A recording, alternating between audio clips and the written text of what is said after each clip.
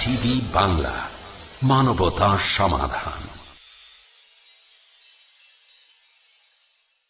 Line answer is sufficient. God himself paid the price. And Jesus said, I am. I'm a non-vegetarian. 21st century will belong to vegetarians. This cause of death in the world. Veg or non-veg? If I prove that an apple is better than a mango, that doesn't mean mango is prohibited. I have some problems with this. Man has become an animal. He's more like a lawyer than like a scientist. Quran is incomplete. There's a misconception. Neither a single verse which is against established science. And I challenge Dr. William Campbell. It's a different situation. I will not tempt God. That apologize if I've hurt the feelings of any Christians. It was just a reply to Dr. William Campbell's book. The brother has asked a very complicated question. The answer is very clear. Major, minor religion, fraud is prohibited. Ask me a direct question, I'll be too willing to give you a reply. Is milk veg or non-veg? If this was not done, life on the earth would have ceased to exist. Then could you please prove it authentically? The word Trinity doesn't exist. सीधी सी बात है. Smoking is prohibited. That's final. I hope I have answered properly. It's illogical and unscientific. That does not mean Quran is wrong. It has really moved me.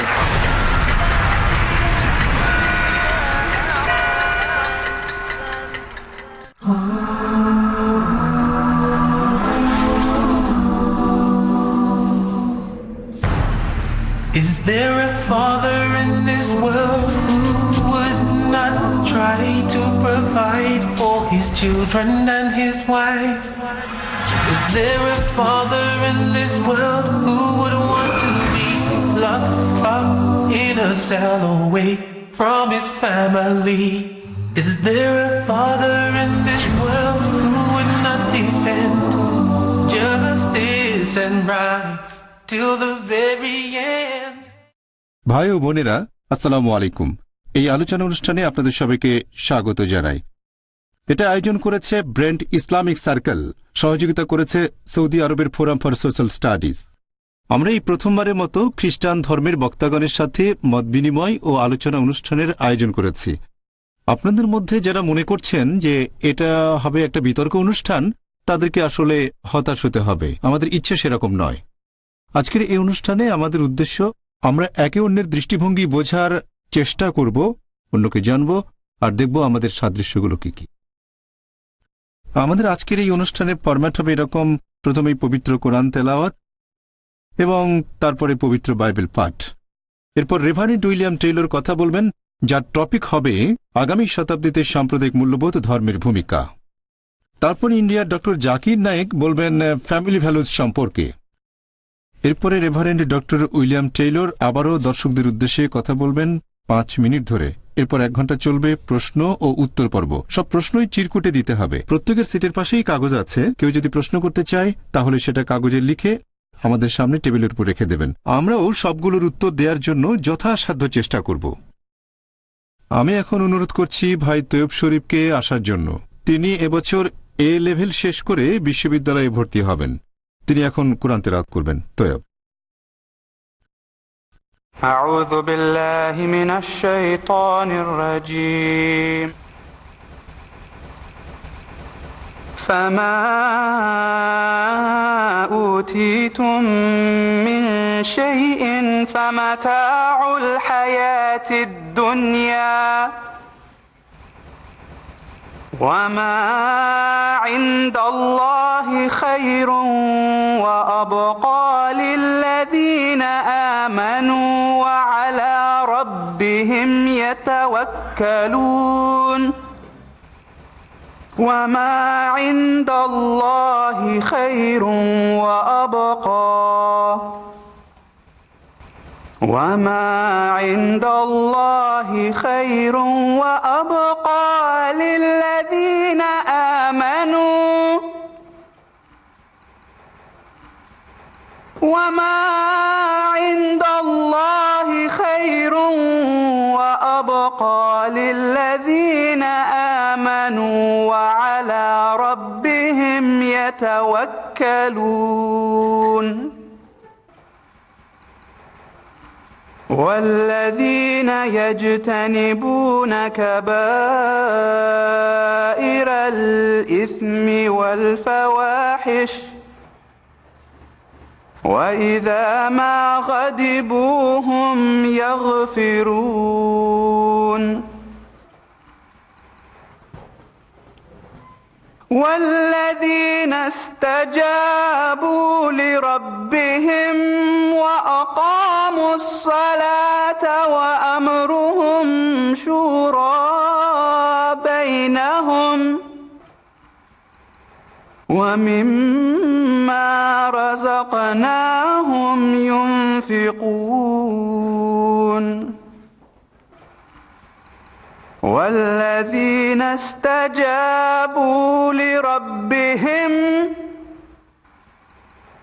والذين استجابوا لربهم وأقاموا الصلاة وأمرهم شورى بينهم ومما رزقناهم ينفقون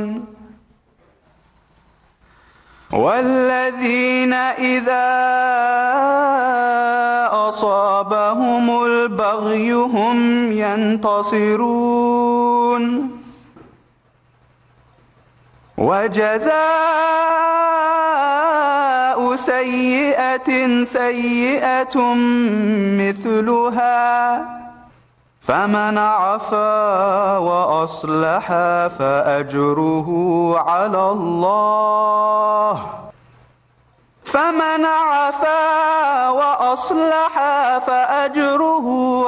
الله إنه لا يحب الظالمين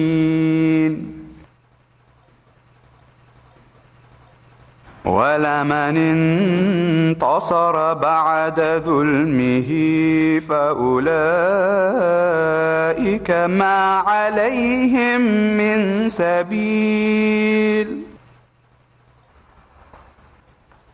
ولمن انتصر بعد ظلمه فأولئك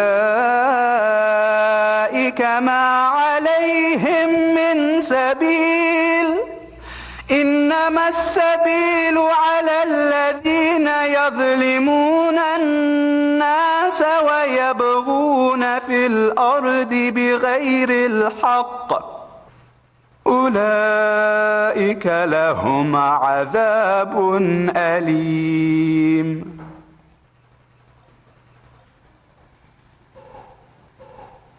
ولمن صبر وغفر إن ذلك لمن عزم الأمور ولمن صبر وغفر إن ذلك لمن عزم الأمور صدق الله العظيم পবিত্র কোরআনের সূরা শুরা অধ্যায় 42 আয়াত নম্বর 36 থেকে আয়াত 43। দয়াময় পরম দয়ালু আল্লাহ তাআলার নামে শুরু করছি।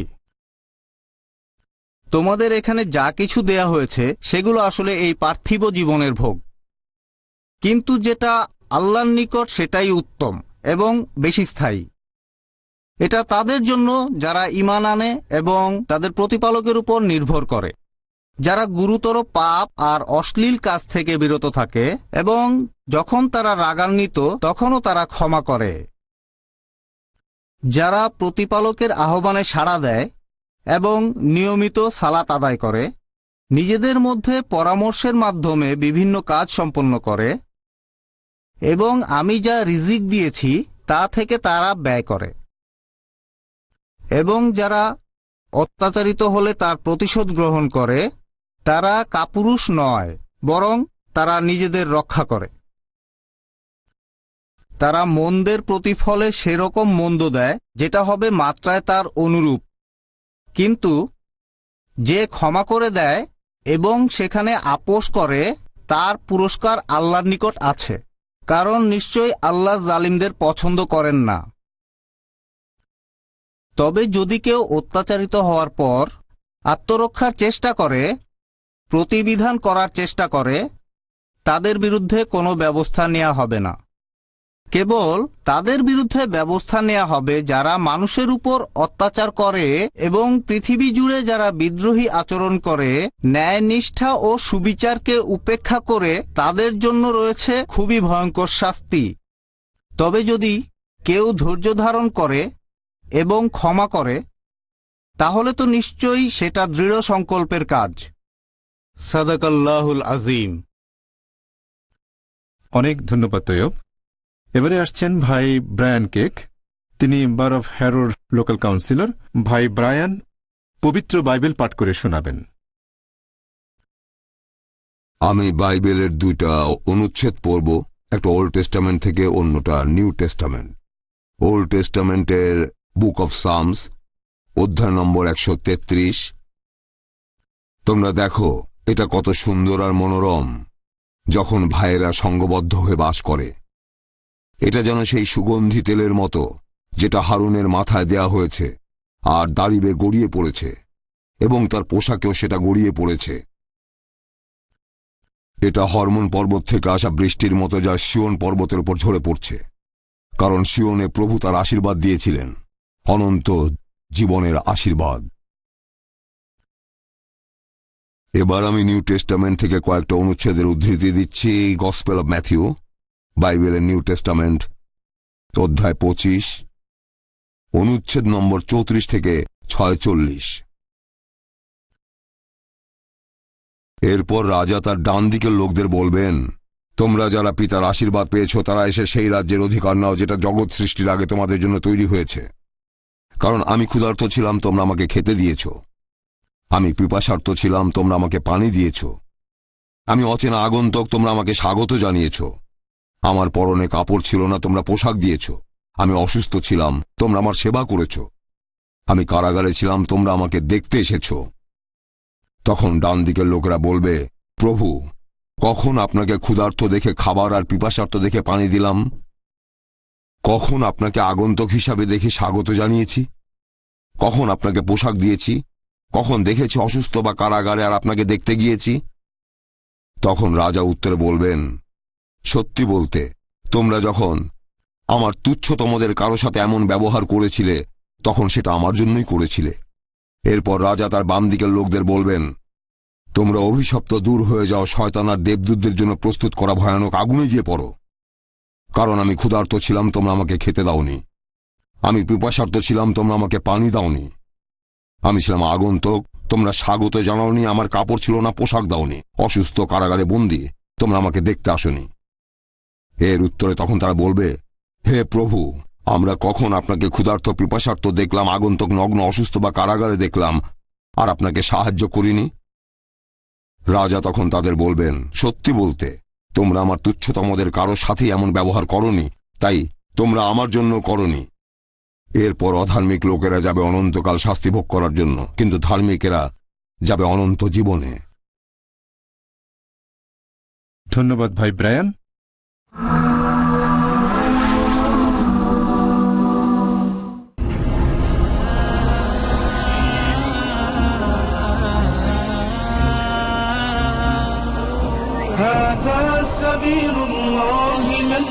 আল্লাহর হুকুম মানার নাম ইসলাম। আপনি ক্রেতা, জেনে নিন ইসলামের ক্রয় বিধান। আপনি বিক্রেতা, জেনে নিন ইসলামের বিক্রয় বিধান।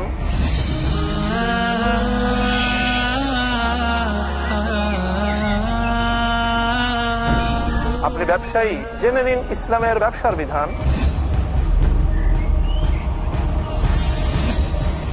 মানতে হলে জানতে হবে, জানার জন্য দেখুন আমাদের অনুষ্ঠান শুধুমাত্র পিস টিভি বাংলায়।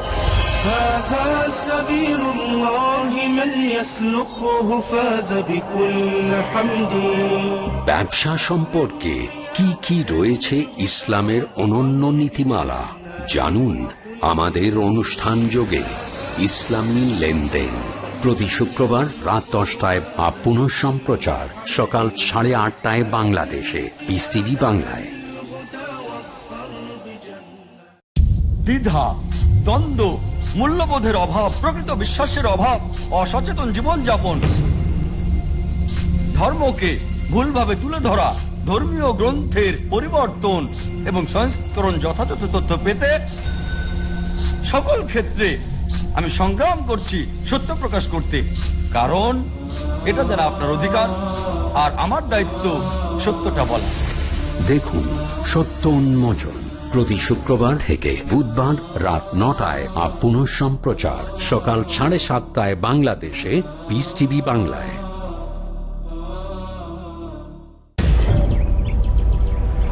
যারা এক আল্লাহর ইবাদত করে, কোরআন এবং হাদিসের ওপর আমল করে, আল্লাহ পাক রব্বুল আলামিন তাদেরকে সফল করে। আমি মতিউর রহমান, শেখ মতিউর রহমান মদনী। কি করলে আল্লাহ পাক রাজি হবেন, দেখুন ইসলামের স্তম্ভ। দেখুন ইসলামের খুঁটি সমূহ প্রতি বুধবার সন্ধ্যা 5টায় আর পুনঃ সম্প্রচার রাত 12টায় বাংলাদেশে পিস টিভি বাংলায়। নবীজি মুহাম্মদ সাল্লাল্লাহু আলাইহি ওয়াসাল্লামের মণিমুক্তা। আব্দুল্লাহ ইবনু আমর ইবনুল আস রাদিয়াল্লাহু আনহু বর্ণনা করেন, রাসূল সাল্লাল্লাহু আলাইহি ওয়াসাল্লাম বলেছেন, তোমাদের মধ্যে সর্বোত্তম ব্যক্তি সেই যিনি চরিত্রের দিক থেকে সর্বাধিক উত্তম। সহিহ বুখারী 8ম খণ্ড শিষ্টাচার অধ্যায়, হাদিস সংখ্যা 6029।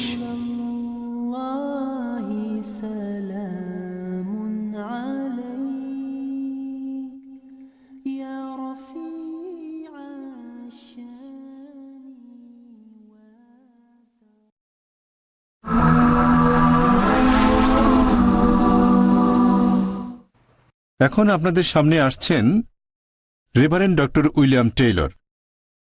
তিনি অ্যাংলিকান ধর্মযাজক আর পশ্চিম লন্ডনে এরিয়া ডিন অফ হিলিং। তিনি মধ্যপ্রাচ্যে ভাষা, রাজনীতি এবং ঈশ্বর তত্ত্বের উপর পড়াশোনা করেছেন। তার পিএইচডি থিসিসের বিষয় ছিল অটোমান সাম্রাজ্যে সংখ্যালঘু অমুসলিমদের অবস্থান। কেমব্রিজ বিশ্ববিদ্যালয়ে তিনি এই থিসিস করেন। এর আগে ক্যান্টারবেরির আর্চ বিশপের ব্যক্তিগত সহকারী হিসেবে কাজ করেছেন। তখন তার দায়িত্ব ছিল প্রাচ্যের অর্থোডক্স চার্চগুলোর সাথে যোগাযোগ রক্ষা করা। তিনি জর্দানের আম্মানে ব্রিটিশ দূতাবাসের চ্যাপলিন হিসেবে কাজ করেছেন। এছাড়াও তিনি জেরুজালেমে বিশপের এলাকা সংক্রান্ত বিষয়ে পরামর্শদাতা হিসেবে কাজ করেছেন। তিনি তুরস্ক এবং তুর্কি ভাষা প্রচলিত এরকম সব দেশে ভ্রমণ করেছেন এবং মৌরিতানিয়া বাদে সবগুলো আরব দেশে গিয়েছেন। তিনি একজন লেখক এবং বক্তা। এতক্ষণ ওনার ব্যাপারে অনেক কথা বললাম, এখন আপনারা ওনার মুখের কথাই শুনতে পাবেন।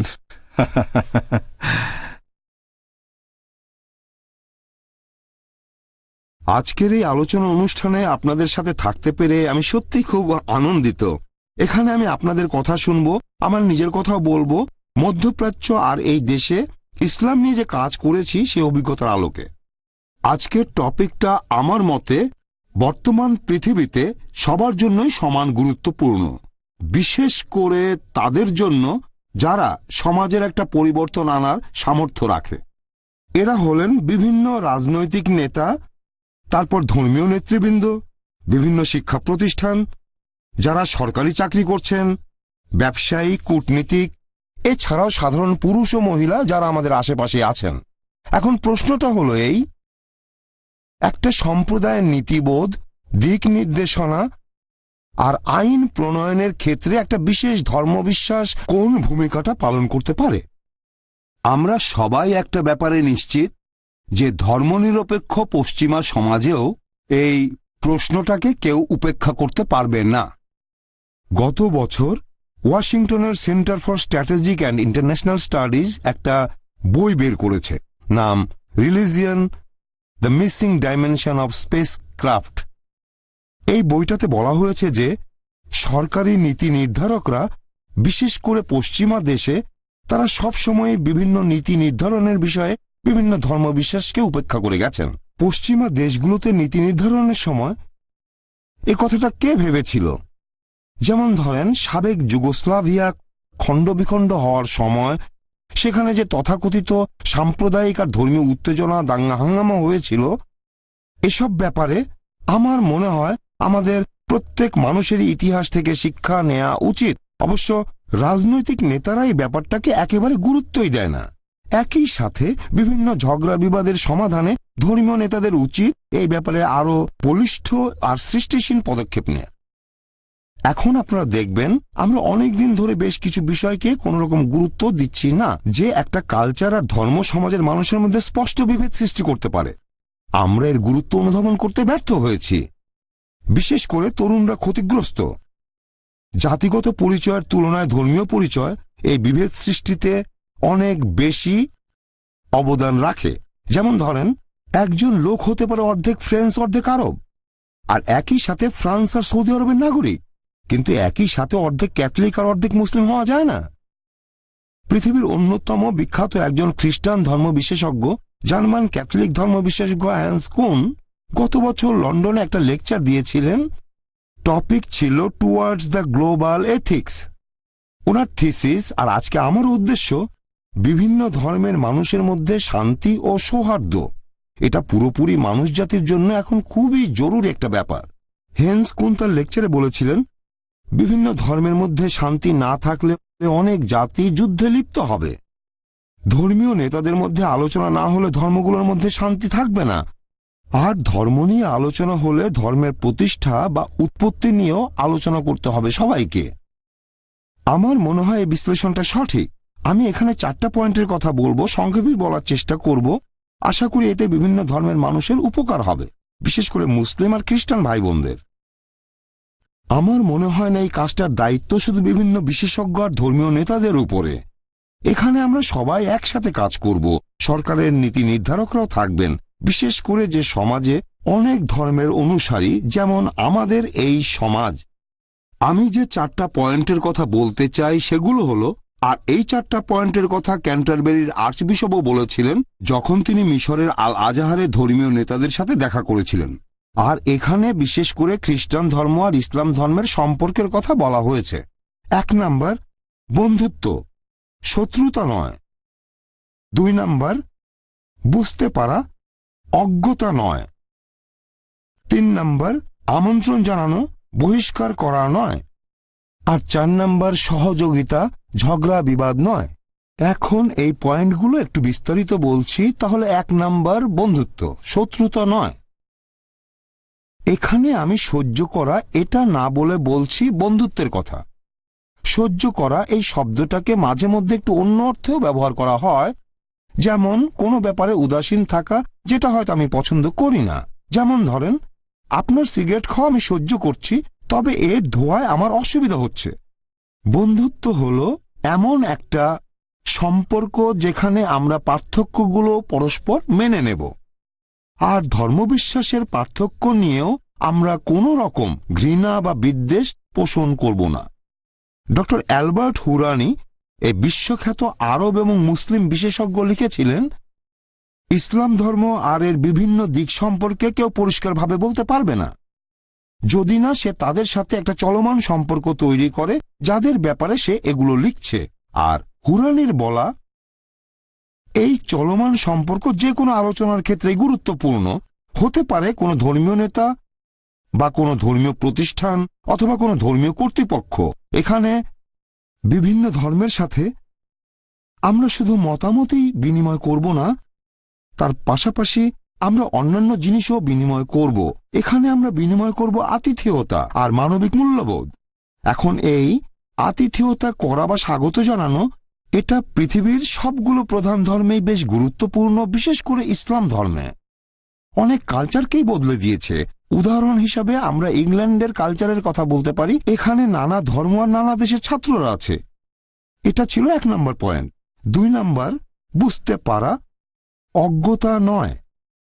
আমার মাঝে মধ্যে লোকজনকে দেখে অবাক লাগে, তারা অন্য ধর্ম সম্পর্কে খুবই কম জানে, হোক তারা মুসলিম, হিন্দু, শিখ, ইহুদি, জৈন বা খ্রিস্টান।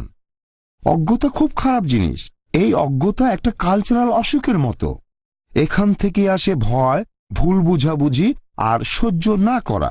আপনাদের একটা উদাহরণ দেই। ইসলাম এই ধর্মকে পশ্চিমা বিশ্ব সবসময় ভুল বুঝেছে আর ভুলভাবে প্রচার করেছে। এখনও ব্যাপারটা সেই রকমই। ডক্টর আজিজ আল আজমে এক্সটেটার ইউনিভার্সিটিতে ইসলামিক স্টাডিজের প্রফেসর দেখিয়েছেন যে ইসলামকে নিয়ে পশ্চিমাদের বানানো ক্যারিকেচার মোট 3টা ধাপ পার হয়। 16 শতাব্দীতে ধর্মীয় সংস্কারের আগে তারা ইসলামকে দেখাতো অসহিষ্ণু আর খারাপ ধর্ম হিসাবে।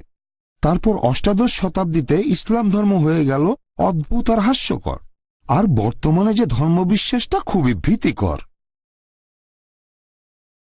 ওয়াশিংটনের জর্জটাউন ইউনিভার্সিটির প্রফেসর জন এসপোজিটো একটা পেপার পাঠিয়েছিলেন জর্ডানের আম্মানে। আমি সেখান থেকে উদ্ধৃতি দিচ্ছি।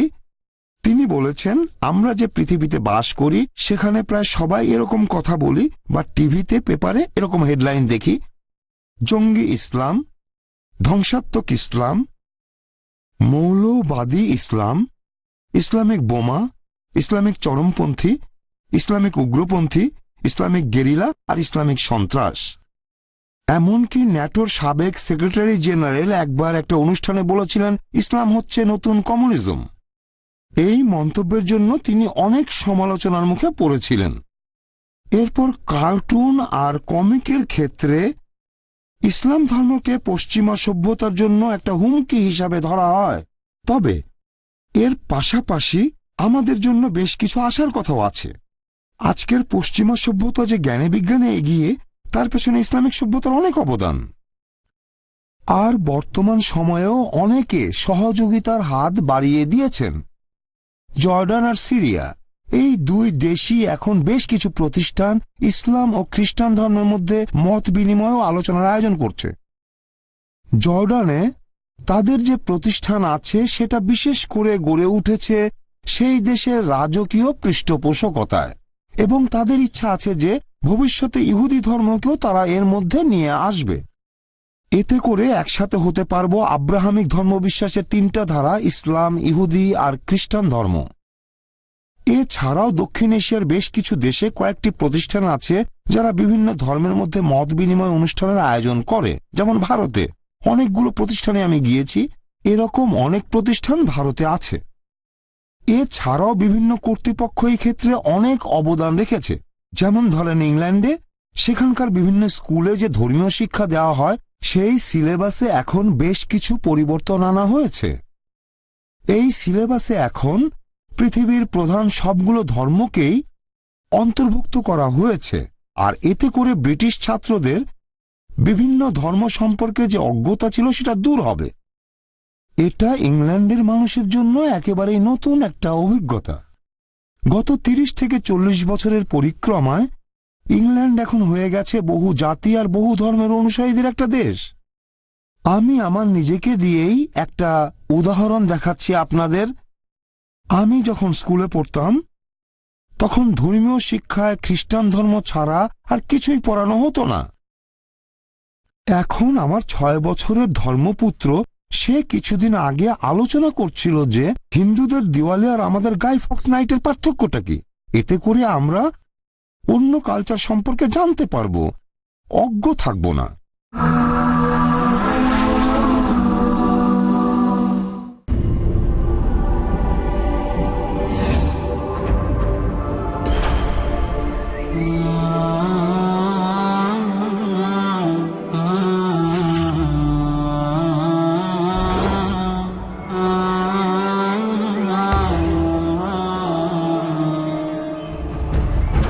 আমরা তো সকলেই চাই মহান আল্লাহর প্রেম ও পবিত্র জীবন অর্জন করতে। আল্লাহু আকবার, আল্লাহু আকবার। কিভাবে তা সম্ভব?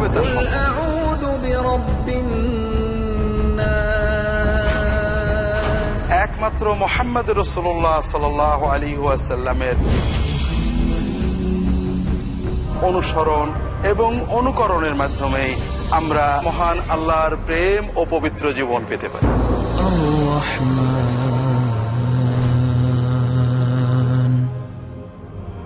জীবনের সকল ক্ষেত্রে রাসূলুল্লাহ সাল্লাল্লাহু আলাইহি ওয়াসাল্লামের সুন্নাতে উদ্ভাসিত পথ ও পদ্ধতি জানতে তাই দেখুন পিস টিভি বাংলার নিয়মিত অনুষ্ঠান দারসুস সুন্নাহ।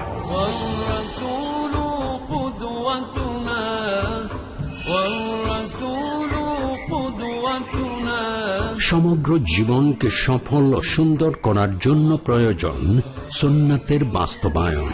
দেখুন দারসে সুন্নাহ প্রতি মঙ্গলবার রাত 8:30টায় বা পুনঃ সম্প্রচার সকাল 7টায় বাংলাদেশে পিস টিভি বাংলায়। Marriage O divorce, Islamic ruling? Nikah. Book. Solution or problem? Heaven or hell? There is a misconception. You choose.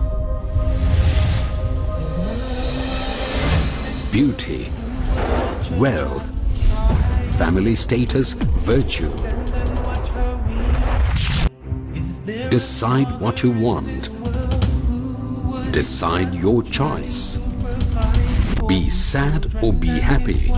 It's your choice. Join Dr. Zakir Naik. দেখুন অর্ধাঙ্গিনী নাতিত্বাঙ্গিনী প্রতি রবিবার রাত 7:30 আপ পুনঃ সম্প্রচার সকাল 9:30 বাংলাদেশে পিস টিভি বাংলায়।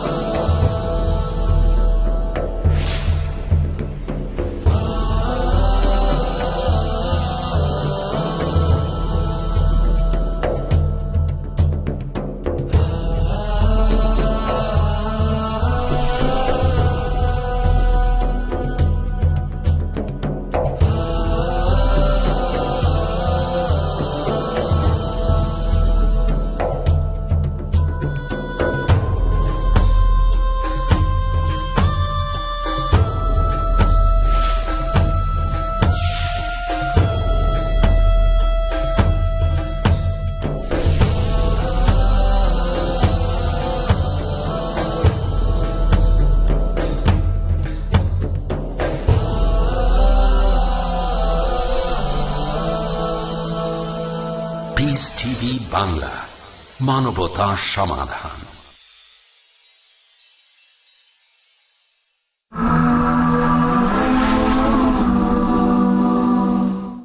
এরপর 3 নম্বর আমন্ত্রণ জানানো, বহিষ্কার করা নয়। আমরা যদি সত্যি সত্যি বিভিন্ন ধর্মের মধ্যে শান্তি আর সৌহার্দ্য স্থাপন করতে চাই, তাহলে অন্য ধর্মের অনুসারীদের প্রতি বন্ধু ভাবাপন্ন মনোভাব থাকতে হবে, তাদেরকে শ্রদ্ধা করতে হবে। কিছু ধর্মের ক্ষেত্রে এটা পালন করা হয়তো একটু কঠিন। আমি এখন আপনাদের 2টা উদাহরণ দেব ইসলাম আর খ্রিস্টান ধর্মের। ইসলাম আর খ্রিস্টান এই 2টা মিশনারি ধর্মবিশ্বাস, এই 2টা ধর্মই অন্য মানুষকে তাদের ধর্মে নিয়ে আসতে চায়। মুসলিমদের পবিত্র কোরআনে নির্দেশ দেওয়া হয়েছে মানুষ জাতির বিভিন্ন কাজের সাক্ষী হয়ে থাকতে। একইভাবে খ্রিস্টানদেরকেও তাদের ধর্মগ্রন্থ নির্দেশ দিয়েছে পৃথিবী জুড়ে তোমরা গসপেলের বাণী প্রচার করো। এখন মুসলিম আর খ্রিস্টানদের উদ্দেশ্যে যে প্রশ্নটা করা যায় সেটা হলো, যারা তাদের ধর্মকে একেবারে হৃদয় থেকে বিশ্বাস করে তাদের মধ্যে কি আলোচনা বা মতবিনিময় হতে পারে, বিনিময় হতে পারে? এ ব্যাপারে আমার মত হলো অবশ্যই হওয়া উচিত। এরকম মত বিনিময় বা আলোচনা এর আগেও অনেক হয়েছে আর ভবিষ্যতেও হবে। আপনি আপনার নিজেকেই একটা উদাহরণ হিসাবে দেখতে পারেন। আপনার ধর্মীয় অবস্থান যাই হোক, নিজেকে একটা প্রশ্ন করবেন, আপনি নিজেই এটা কি কখনো ভেবেছেন? যেহেতু একটা বিশেষ ধর্মীয় বিশ্বাসের সমাজে আপনার একটা পরিচিতি আছে, একটা গ্রহণযোগ্যতা আছে, সেই জন্য কোনো কিছু শোনা, শেখা আর আয়ত্ত করার ব্যাপারে আপনার আগ্রহ কমে যাচ্ছে। আর সত্যি বলতে কোনো ধর্মীয় কর্তৃপক্ষই চায় না যে তাদের কোনো সদস্য উদ্ধত হয়ে দায়িত্ব জ্ঞানহীনভাবে প্রতারণার সাথে ধর্ম প্রচার করবে। এবারে আমি আরেকটা প্রশ্ন করতে চাই, এরকম সবাইকে যারা পৃথিবীর প্রধান কোনো একটা ধর্মের অনুসারী, কোনো প্রধান ধর্ম কি অন্যদেরকেও সেই সুযোগ সুবিধা দিতে রাজি আছে যেগুলো তার নিজের সদস্যরা সাধারণত পেয়ে থাকে? এটা খুবই গুরুত্বপূর্ণ একটা ইস্যু। হতে পারে সেটা পশ্চিমা দেশগুলোতে বাস করা সংখ্যালঘু মুসলিম, অথবা হতে পারে মুসলিম বিভিন্ন দেশে বাস করা সংখ্যালঘু খ্রিস্টান। যেমন ইংল্যান্ডে মুসলিমদের জন্য কোনো স্কুল প্রতিষ্ঠা করতে গেলে অনেক সময় ঝামেলায় পড়তে হয়, যদি প্রতিষ্ঠানটি হয় স্বায়ত্তশাসিত আর তার কিছু ব্যয়ভার বহন করে সরকার। লন্ডনে আমি যে এলাকায় থাকি, ইলিং, সেখানে একটা মুসলিম স্কুল তৈরি করার সময় বাধা দিল স্থানীয় কর্তৃপক্ষ, যে এতে করে নাকি ধর্মীয় অসন্তোষ সৃষ্টি হতে পারে।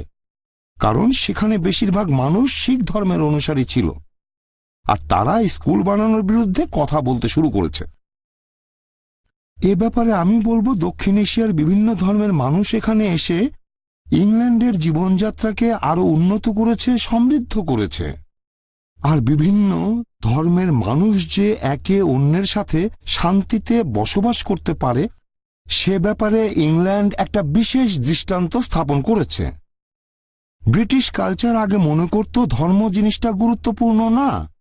এই সমাজে একসময় মানুষ মনে করত সবকিছুই টাকা দিয়ে কেনা যায়।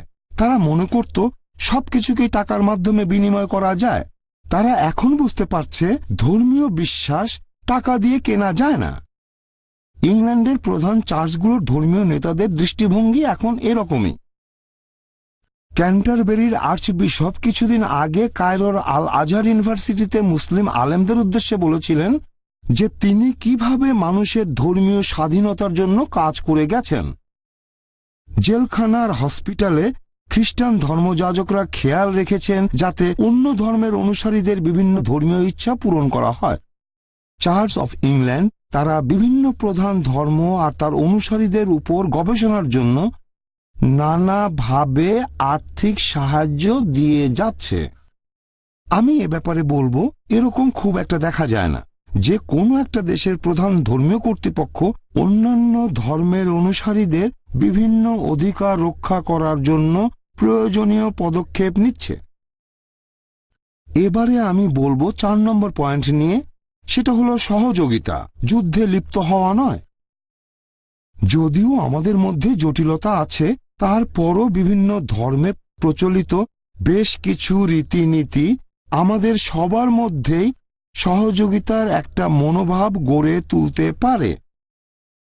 খ্রিস্টান ধর্ম আর ইসলামের অনুসারীরা এভাবে একে অন্যের প্রতি সহযোগিতার হাত বাড়িয়ে দিয়ে মানবতার সমাধানে এগিয়ে আসতে পারে হাতে হাত মিলিয়ে, যেখানে নিরাময় হবে অনেক জটিল রোগ, দূর হবে দারিদ্র্য।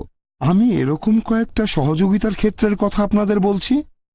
যে কোনো ধর্মের ধার্মিক একজন লোক সে হবে দায়িত্বশীল নাগরিক আর ভালো একজন প্রতিবেশী।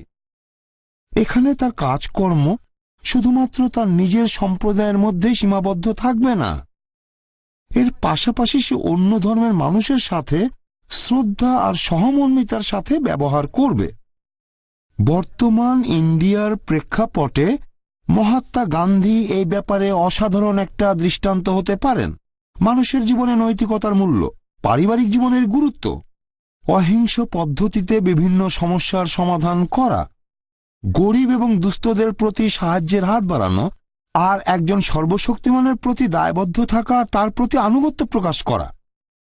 সব ধর্মই একমত হবে যে একটা সমাজে সুবিচার করাটা খুবই গুরুত্বপূর্ণ একটা কাজ। সমাজের আইন কানুনের একটা নৈতিক ভিত্তি থাকবে। ইতিহাস আমাদের বলে শুধু তৈরি করা আইন মানুষকে উন্নতির পথে নিয়ে যেতে পারে না। এটা আমাদের সুবিচার করার মানসিকতাকে প্রভাবিত করে। যারা আইন প্রয়োগ করে তাদেরকেও প্রভাবিত করে। যারা শাসন করে তাদের মধ্যে একটা ভারসাম্য আনে। সুবিচার মানে সব মানুষের জন্যই সুবিচার। এখন সবশেষে বলবো, শান্তি প্রতিষ্ঠা করতে গেলে সবার সহযোগিতা প্রয়োজন।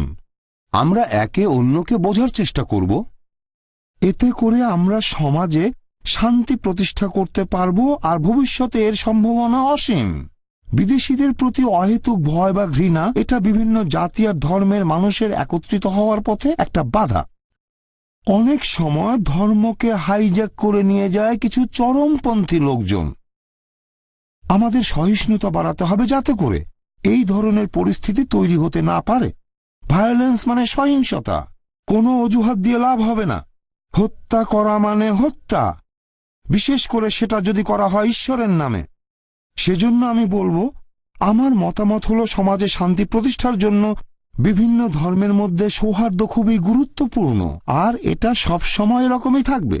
ইংল্যান্ডের মুসলিম সম্প্রদায় এ ব্যাপারে খুবই গুরুত্বপূর্ণ একটা ভূমিকা পালন করছে। এখন পর্যন্ত কোনো সমাজই ধর্ম ছাড়া টিকে থাকতে পারেনি। ধর্ম এতটাই গুরুত্বপূর্ণ। বিভিন্ন নাস্তিক ভাবাপন্ন দেশের সরকার পতন এটাই প্রমাণ করে। ধর্মীয় বিশ্বাস কখনোই বিলুপ্ত হবে না। এখন না, ভবিষ্যতেও না। নীতি নির্ধারকরা এই ব্যাপারটা একটু খেয়াল রাখবেন। ধর্মীয় বিশ্বাসটাকে যদি সঠিকভাবে কাজে লাগানো হয় তাহলে সেটার মাধ্যমে ভালো অনেক কিছুই করা সম্ভব। আমি এরকম কিছু ক্ষেত্রের কথা চিন্তা করেছি, আর আমি এই ব্যাপারে পুরোপুরি নিশ্চিত যে একটা ধর্ম যেমন খ্রিস্টান ধর্ম আর ইসলাম আমাদের সমাজেই আছে। বিভিন্ন ধর্মের মাধ্যমেই আমরা সমাজে শান্তি, আইন শৃঙ্খলা আর সৌহার্দ্য প্রতিষ্ঠা করতে পারব। সবাইকে অনেক ধন্যবাদ। অনেক অনেক ধন্যবাদ ডক্টর টেইলর। আপনি নির্ধারিত সময়ের মধ্যেই আপনার কথা শেষ করেছেন। অনেক ধন্যবাদ। এবারে আপনাদের সামনে আসবেন ডক্টর জাকির নায়েক।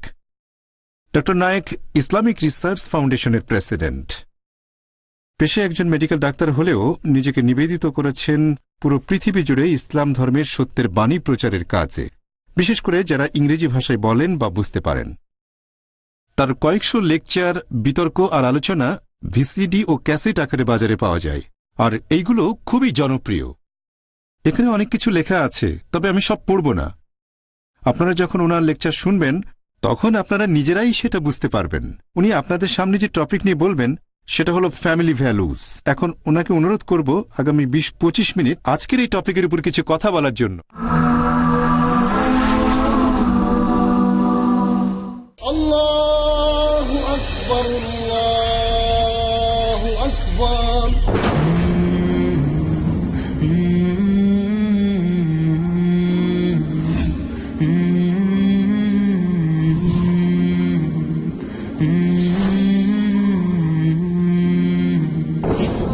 আল্লাহর কালাম কোরআন বুঝতে চান?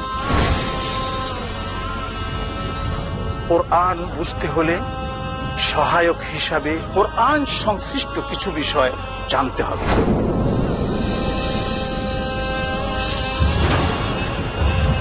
এই বিষয়গুলো আলোচিত হয়েছে উলুমুল কোরআন শিরোনামে।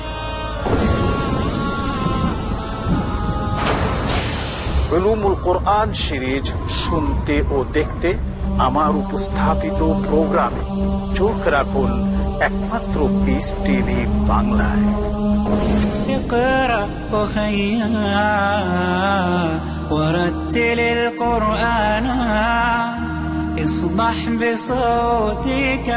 কোরআনকে ভালোভাবে বুঝবার জন্য কি কি বিষয়ে জ্ঞান রাখা জরুরি জানতে হলে দেখুন উলমুল কোরআন ও ইসলামী আদর্শ, প্রতি রবিবার রাত 8:30টায় বা পুনঃ সম্প্রচার সকাল 7টায় বাংলাদেশে পিস টিভি বাংলায়।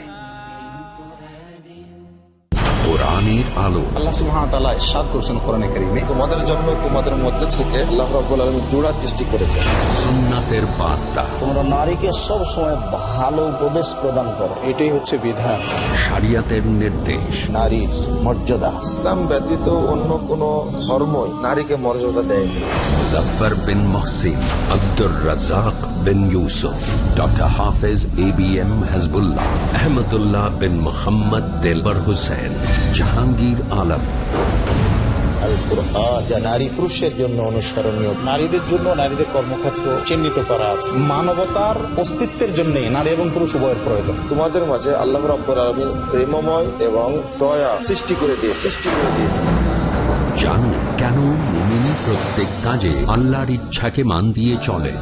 আলেমদের সংসর্গে প্রতি বুধবার রাত 9:30টায় বা পুনঃ সম্প্রচার সকাল 8টায় বাংলাদেশে পিস টিভি বাংলায়।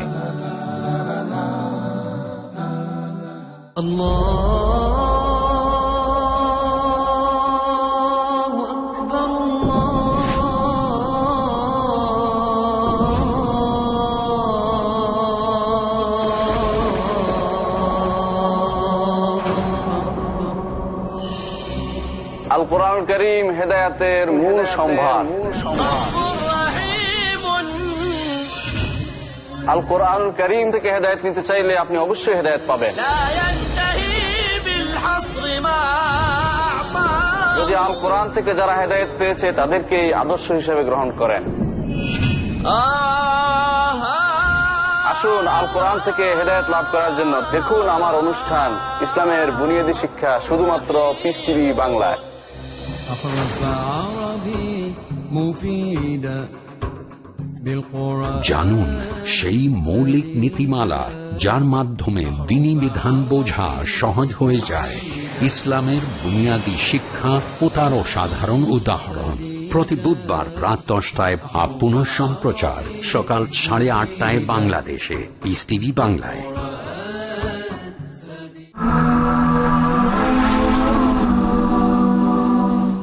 আলহামদুলিল্লাহ ওয়াসসালাতু ওয়াসসালাম আলা রাসূলিল্লাহ ওয়া আলা আলিহি ওয়া সাহবিহি আজমাইন, আম্মা বাদ। আউযু বিল্লাহি মিনাশ শাইতানির রাজীম, বিসমিল্লাহির রহমানির রহিম। হুন্না লিবাসুল লাকুম ওয়া আনতুম লিবাসুল লাহুন্না। বিসমিল্লাহির রহমানির রহিম। রব্বি ইশরাহ লি সাদরি ওয়া ইয়াসসির লি আমরি ওয়াহলুল উকদাতাম মিন লিসানি ইয়াফকাহু কাওলি। শ্রদ্ধেয় রেফারেন্ট ডক্টর জামাল বাদুই, শ্রদ্ধেয় গুরুজনেরা এবং আমার প্রিয় ভাই বোনেরা, আপনাদের সবাইকে স্বাগত জানাই ইসলামিক সম্ভাষণে। আসসালামু আলাইকুম ওয়া রাহমাতুল্লাহি ওয়া বারাকাতুহু। আল্লাহ তাআলার দয়া, শান্তি ও রহমত আপনাদের সবার উপরে বর্ষিত হোক। আজকে আমাদের আলোচনার টপিক এই খ্রিস্টান মুসলিম ডায়ালগে, সেটা ফ্যামিলি ভ্যালুজ ইন ইসলাম।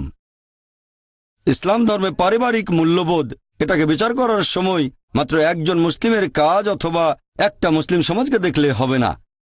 এটাকে বিচার করব বিশুদ্ধ সব উৎসগুলো দিয়ে, সেটা হলো পবিত্র কোরআন আর সহিহ হাদিস। আমি এই পারিবারিক মূল্যবোধকে প্রধানত 3 ভাগে ভাগ করেছি। প্রথমটা হলো সন্তান সন্ততি, তার মানে ছেলে এবং মেয়ে। দ্বিতীয়টা হচ্ছে জীবন সঙ্গী নিয়ে, তার মানে স্বামী এবং স্ত্রী। আর তৃতীয়টা হচ্ছে বাবা মাকে নিয়ে, তাদের সাথে কেমন সম্পর্ক হবে। প্রথমে আমরা সন্তান সন্ততি নিয়ে পারিবারিক মূল্যবোধের ব্যাপারটা দেখব, তার মানে ছেলে এবং মেয়ে। পবিত্র কোরআন বলছে সূরা আনাম অধ্যায় নম্বর 6 আয়াত নম্বর 151, এছাড়াও সূরা ইসরা অধ্যায় 17 আয়াত নম্বর 31, যে দারিদ্র্যের ভয়ে তোমাদের সন্তানদের হত্যা করো না, কারণ আল্লাহ রিজিক দেন তোমাদের আর তোমাদের সন্তানদের। সন্তানকে হত্যা করা হচ্ছে একটা গুরুতর অপরাধ। কোনো শিশুকে হত্যা করা, হোক ছেলে বা মেয়ে, এটা পবিত্র কোরআনে নিষিদ্ধ। আর বিশেষ করে বলা হয়েছে সূরা তাকবীরে অধ্যায় নম্বর 81 আয়াত নম্বর 9, যে কন্যা সন্তানকে জীবন্ত কবর দেওয়া হয়েছে, সে কিয়ামতের দিন প্রশ্ন করবে কোন অপরাধে তাকে হত্যা করা হয়েছিল। এখানে বিশেষ করে বলা হয়েছে তোমাদের কন্যা সন্তানদের হত্যা করো না, বিশেষ করে কারণ আগেকার দিনে আর বিশেষ করে আরব দেশে কোরআন নাজিল হওয়ার আগে সেখানকার কমন প্র্যাকটিস ছিল যে যখন কারো কন্যা সন্তান জন্মত, বেশিরভাগ সময় তাকে জীবন্ত কবর দেওয়া হতো। আলহামদুলিল্লাহ, পবিত্র কোরআন নাজিল হওয়ার পরে এই অশুভ প্র্যাকটিসটা আরব দেশে পুরোপুরি বন্ধ হয়ে যায়। তবে দুর্ভাগ্যজনকভাবে এখনো কিছু দেশে দেখা যায়, আমি যে দেশ থেকে এসেছি মানে ভারত, এরকম বেশ কিছু দেশে এটা হয় কালচারের প্রভাবে। আর এ ব্যাপারে একটা জরিপ করেছিলেন এমিলি বেকানন বিবিসিতে একটা অনুষ্ঠানে, নাম ছিল লেট হার ডাই, টপিকের নামে অ্যাসাইনমেন্ট। তিনি বলেছেন যে প্রত্যেক দিন ভারতে 3000-এরও বেশি মহিলার গর্ভপাত ঘটানো হয় যখন জানতে পারে পেটের সন্তানটা মেয়ে। কোরআন শিশু হত্যা, বিশেষ করে কন্যা সন্তানকে হত্যা নিষিদ্ধ করেছে। পাশাপাশি কোরআন তাকেও তিরস্কার করেছে যে কন্যা সন্তান হওয়ার সংবাদ শুনলে দুঃখিত হয়ে পড়ে। পবিত্র কোরআন বলছে সূরা নাহাল অধ্যায় নম্বর 16 আয়াত নম্বর 58, পবিত্র কোরআন বলছে যখন কাউকে সংবাদ দেওয়া হয় যে তার কন্যা সন্তান হয়েছে, তার মুখ কালো হয়ে যায় আর অসহনীয় মনস্তাপে ভোগে, আর সে লজ্জায় অন্যদের কাছ থেকে আত্মগোপন করে আর চিন্তা করে হীনতা সত্ত্বেও সে কি তাকে বাঁচিয়ে রাখবে নাকি জীবন্ত কবর দিয়ে দেবে। কত নিকৃষ্ট সিদ্ধান্ত! কন্যা সন্তান হওয়ার সংবাদে যারা দুঃখ পায়, কোরআন তাদেরকে তিরস্কার করেছে। আর আমাদের প্রিয় নবী বলেছেন, এটা সহিহ মুসলিমে 4 নম্বর খণ্ড হাদিস নম্বর 6364, আমাদের নবী বলেছেন, যদি কেউ লালন পালন করে 2 জন কন্যাকে সঠিকভাবে দয়া আর ভালোবাসার সাথে বয়প্রাপ্ত হওয়া পর্যন্ত, তারা থাকবে একই রকম কাছাকাছি এই আঙ্গুল দুটোর মতো রোজ কিয়ামতের দিনে। আরও একটা হাদিস বলছে যে যদি কেউ 2 জন কন্যাকে লালন করে দয়া আর ভালোবাসার সাথে বয়প্রাপ্ত হওয়া পর্যন্ত, সে বেহেশতে প্রবেশ করবে। একবার একজন লোক তার ছেলেকে চুমু দিয়ে নিজের কোলে বসাল আমাদের নবীর সামনে। নবী আপত্তি জানিয়ে বললেন, তোমার মেয়েকেও চুমু দিয়ে তাকে অন্য কোলে বসানো উচিত ছিল তোমার। পুরো মানবজাতির প্রতি পবিত্র কোরআনের প্রথম যে দিক নির্দেশনা সেটা হচ্ছে সূরা ইকরা বা সূরা আলাক অধ্যায় 96 আয়াত 1 থেকে 5 বলা হয়েছে, ইকরা বিসমি রাব্বিকাল্লাযী খালাক খালাকাল ইনসানা মিন আলাক ইকরা ওয়া রাব্বুকাল আকরাম আল্লাযী আল্লামা বিল কালাম আল্লামাল ইনসানা মা লাম ইয়ালাম। পড়ো, পাঠ করো, ঘোষণা করো তোমার প্রতিপালকের নামে যিনি সৃষ্টি করেছেন মানুষকে ঝুলে থাকা একটা বস্তু থেকে, জোকের মতো বস্তু থেকে। পাঠ করো, আর তোমার প্রতিপালক মহিমান্বিত, তিনি মানুষকে শিক্ষা দিয়েছেন কলমের সাহায্যে, শিক্ষা দিয়েছেন মানুষকে যা সে জানত না। মানুষ জাতির উদ্দেশ্যে পবিত্র কোরআনের প্রথম যে দিক নির্দেশনা হচ্ছে পাঠ করো। আর আমাদের নবী বলেছেন প্রত্যেক মুসলিমের জন্য বাধ্যতামূলক জ্ঞান আহরণ করা হোক পুরুষ বা নারী। নবী বাবা মার উদ্দেশ্যে বলেছেন যে এটা বাধ্যতামূলক তোমাদের সন্তানের শিক্ষা দেবে, বিশেষ করে কন্যাদের। আসুন এবারে জীবনসঙ্গী নিয়ে পারিবারিক মূল্যবোধের ব্যাপারটা ভালো করে দেখি। আর পবিত্র কোরআন মহিলাদের সম্পর্কে বলেছে যে তারা হলো মুহসেনা, অর্থাৎ শয়তানের বিরুদ্ধে দুর্গ। অন্য ধর্মে এরকম না, অনেক ধর্মেই মহিলাদের বলা হয় শয়তানের প্রধান অস্ত্র। আর একজন ভালো মহিলা তার স্বামীকে সরল পথে রাখে, সিরাতাল মুস্তাকিমে, আর তাকে ভুল পথে যেতে বাধা দেয়। আমাদের প্রিয় নবী বলেছেন, মুহাম্মদ সাল্লাল্লাহু আলাইহি সাল্লাম, সহিহ বুখারী খণ্ড নম্বর 7 বুক অব নিকা অধ্যায় নম্বর 3 হাদিস নম্বর 4, হে যুবক যুবতীরা, তোমাদের মধ্যে যাদের সামর্থ্য আছে তারা বিয়ে করো, কারণ এটা দৃষ্টির সংযম আর লজ্জাস্থানের হেফাজতে সাহায্য করে। ইসলাম ধর্ম তাড়াতাড়ি বিয়ে করাকে উৎসাহ দেয়। যদি আপনার সামর্থ্য থাকে তাহলে বিয়ে করবেন তাড়াতাড়ি। আর পবিত্র কোরআন বলছে যদি তোমার সামর্থ্য না থাকে নিজেকে সংযত রাখো যতক্ষণ না আল্লাহ তাআলা তোমাকে সামর্থ্য দেন। আমাদের নবী বলেছেন, এই হাদিসটার বর্ণনা দিয়েছেন হযরত আনাস রাদিয়াল্লাহু আনহু, যে যদি কেউ বিয়ে করে তার অর্ধেক দিন সম্পূর্ণ হবে, তার মানে ধর্মের অর্ধেক। একবার প্রশ্নোত্তর পর্বে একজন দর্শক আমাকে প্রশ্ন করেছিল যে তার মানে কি দুটো বিয়ে করলে পুরো দিন পূর্ণ হবে, তার মানে পুরো ধর্ম? নবী এখানে কি বুঝিয়েছেন যে বিয়ে অর্ধেক দিনকে সম্পূর্ণ করে? আমাদের নবী যেটা বুঝিয়েছেন, বিয়ে করলে বিরত থাকবেন অশ্লীলতা থেকে, ব্যভিচার থেকে, সমকামিতা থেকে। এগুলো হচ্ছে সমাজের খারাপ জিনিসগুলোর অর্ধেক। শুধুমাত্র বিয়ে করলেই আপনি সুযোগ পাবেন স্বামী বা স্ত্রী হওয়ার, শুধুমাত্র বিয়ে করলেই আপনি সুযোগ পাবেন বাবা অথবা মা হওয়ার। এই দায়িত্বগুলো ইসলাম ধর্মে অনেক গুরুত্বপূর্ণ। তাহলে বিয়ে করেন একবার বা দুইবার, এতে দিন পূরণ হবে অর্ধেক। পবিত্র কোরআন বলছে সূরা রুম অধ্যায় নম্বর 30 আয়াত নম্বর 21, আল্লাহ সুবহানাহু ওয়া তাআলা তোমাদের জন্য যে নিদর্শনাবলী সৃষ্টি করেছেন তার মধ্যে রয়েছে তোমাদের সঙ্গী, যাতে করে তাদের সাথে শান্তিতে বসবাস করতে পারো। তিনি তোমাদের হৃদয়ে ভালোবাসা আর দয়া সৃষ্টি করেছেন। কোরআন বলছে সূরা নিসা অধ্যায় 4 আয়াত 21, এখানে বিয়েকে বলা হয়েছে মিসাক, মানে পবিত্র চুক্তিনামা। আর বিয়ে বৈধ হতে গেলে হবু স্বামী আর হবু স্ত্রী দুজনের অনুমতি নেওয়া সমান গুরুত্বপূর্ণ, ছেলে এবং মেয়ের সম্মতি। পবিত্র কোরআন বলছে সূরা নিসা অধ্যায় 4 আয়াত 19, কোন নারীকে তার ইচ্ছার বিরুদ্ধে নিজের উত্তরাধিকার গণ্য করো না। আমাদের প্রিয় নবী বলেছেন, এই হাদিসটা আছে সহিহ বুখারীতে খণ্ড নম্বর 7 বুক অব নিকা অধ্যায় 43 হাদিস নম্বর 5138, যে একবার এক মহিলা নাম খানসা বিনতে খাদেম আল আনসারিয়া আমাদের নবীর কাছে এসে বলল যে তার বাবা তাকে এমন লোককে বিয়ে করতে বাধ্য করেছে যাকে সে পছন্দ করে না। নবী তখন বিয়েটা বাতিল করে দিলেন। ইসলাম ধর্ম অনুযায়ী কোনো বিয়ে বৈধ হতে গেলে ছেলে এবং মেয়ের দুজনেরই সম্মতি সমান গুরুত্বপূর্ণ।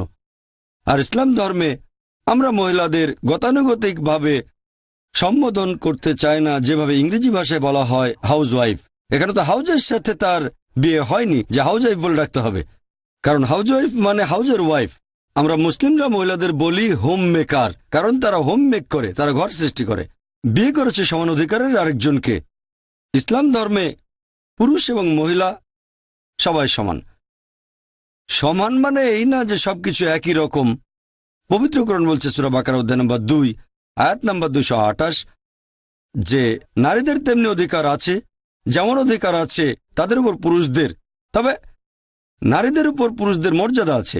এখন অনেক পুরুষ, পাশাপাশি অনেক মুসলিম কোরআনের এই আয়াতটার ভুল ব্যাখ্যা করে আর মনে করে পুরুষরা নারীদের উপরে, কেউ কেউ মনে করে যে পুরুষ নারীর উপরে। তারা কোরআনের একটা আয়াতের উদ্ধৃতি দেয়। সূরা নিসা অধ্যায় 4 আয়াত 34 বলা হয়েছে যে পুরুষরা হচ্ছে নারীদের কাওয়াম। কাওয়ামের মূল আরবি শব্দ আকামা, যার মানে সোজা হয়ে দাঁড়ানো। এখানে বোঝানো হয়েছে যে পুরুষদের বেশ কিছু অতিরিক্ত দায়িত্ব পালন করতে হবে মহিলাদের সাহায্যের জন্য। এমন না যে তারা মহিলাদের উপরে আর তাদের আদেশ করবে, তারা কিছু অতিরিক্ত দায়িত্ব পালন করবে মহিলাদের সাহায্য করার জন্য। আয়াতটিতে আরো বলা হয়েছে যে আল্লাহ নারীদের চেয়ে পুরুষদের বেশি সামর্থ্য দিয়েছেন। এছাড়াও পবিত্র কোরআন বলছে সূরা নিসা অধ্যায় নম্বর 4 আয়াত নম্বর 19 যে তোমার স্ত্রীগণের সাথে সৎভাবে দয়ার সাথে বসবাস করো। লেকচারের শুরুতে আমি কোরআনের একটা আয়াতের উদ্ধৃতি দিয়েছিলাম। সূরা বাকারা অধ্যায় নম্বর 2 আয়াত 187 বলা হয়েছে হুন্না লিবাসুল লাকুম ওয়া আনতুম লিবাসুল লাহুন্না। স্ত্রীগণ তোমাদের পরিচ্ছদ আর তোমরা তাদের পরিচ্ছদ। স্বামী এবং স্ত্রী যে ভূমিকা একটা পরিবারে, সেটা হবে পোশাকের মতো। আমরা বিভিন্ন পোশাক পরে গোপন করার জন্য। স্বামী এবং স্ত্রী একে অন্যের দোষ গোপন করবে। আমরা পোশাক পরি নিরাপত্তার জন্য, এখানেও একে অন্যকে নিরাপত্তা দেবে। পোশাক পরি সৌন্দর্যের জন্য।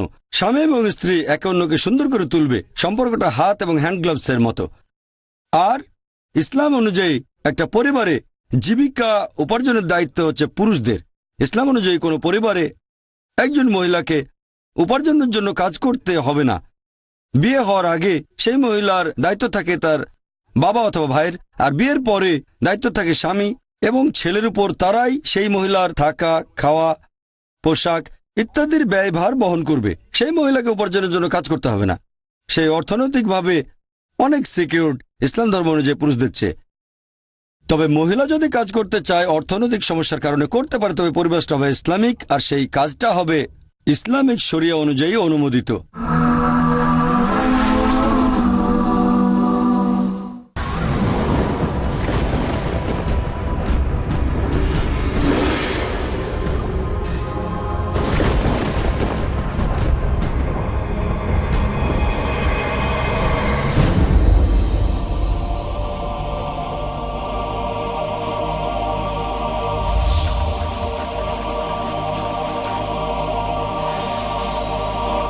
কখনো কয়েক ফোঁটা পানি একজনের তৃষ্ণা মেটাতে পারে।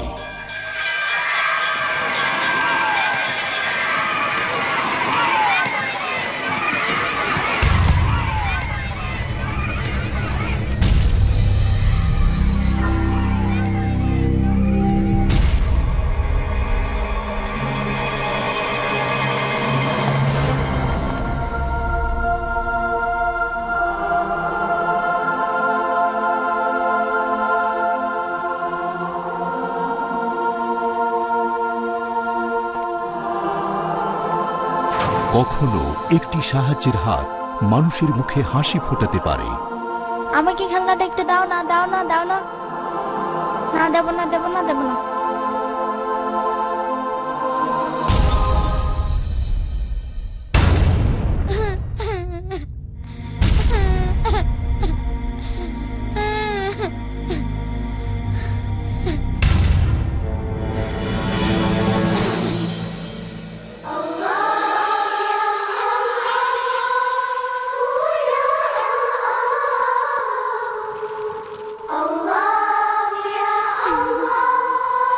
কখনো সামান্য একটি উপহার হতে পারে মহামূল্যবান।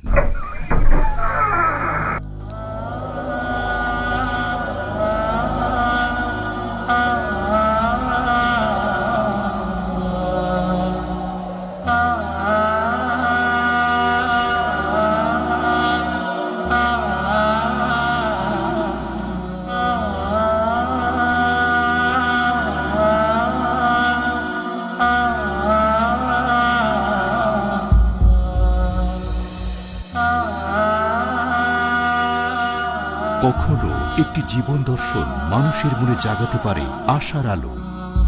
তবে আমাদের জীবনের সবচেয়ে গুরুত্বপূর্ণ হলো পেছনে ফেলে আসা আমাদের পদচিহ্ন। মুক্ত হস্তে দান করুন, সেই পদচিহ্নই রেখে যান যেভাবে স্রষ্টা আমাদের জীবনটাকে পরিচালিত করতে বলেছেন। পিস টিভি, মানবতার সমাধান। আপনাদের ডোনেশন আর জাকাত পাঠিয়ে দিন। পিস টিভিকে সমর্থন করুন। ডোনেশন এবং জাকাত পাঠানোর ঠিকানা IRFI Al Rayan bank, quadrant code 48 Calthorpe road, Birmingham, UK। Post code B151TH, short code 300083, swift BIC code IBO BZB22, IBAN GB52 LOYD 30963401 024192, pound account number 011323001, euro account number 011323002, US dollar account number 011323003। টাকা পাঠিয়ে আমাদের email করুন admin@peacetv.tv। Piece TV, মানবতার সমাধান। আসসালামু আলাইকুম, আমি মোহাম্মদ বদরুদ্দোজা নদভী। আপনারা দেখছেন পিস টিভি বাংলা।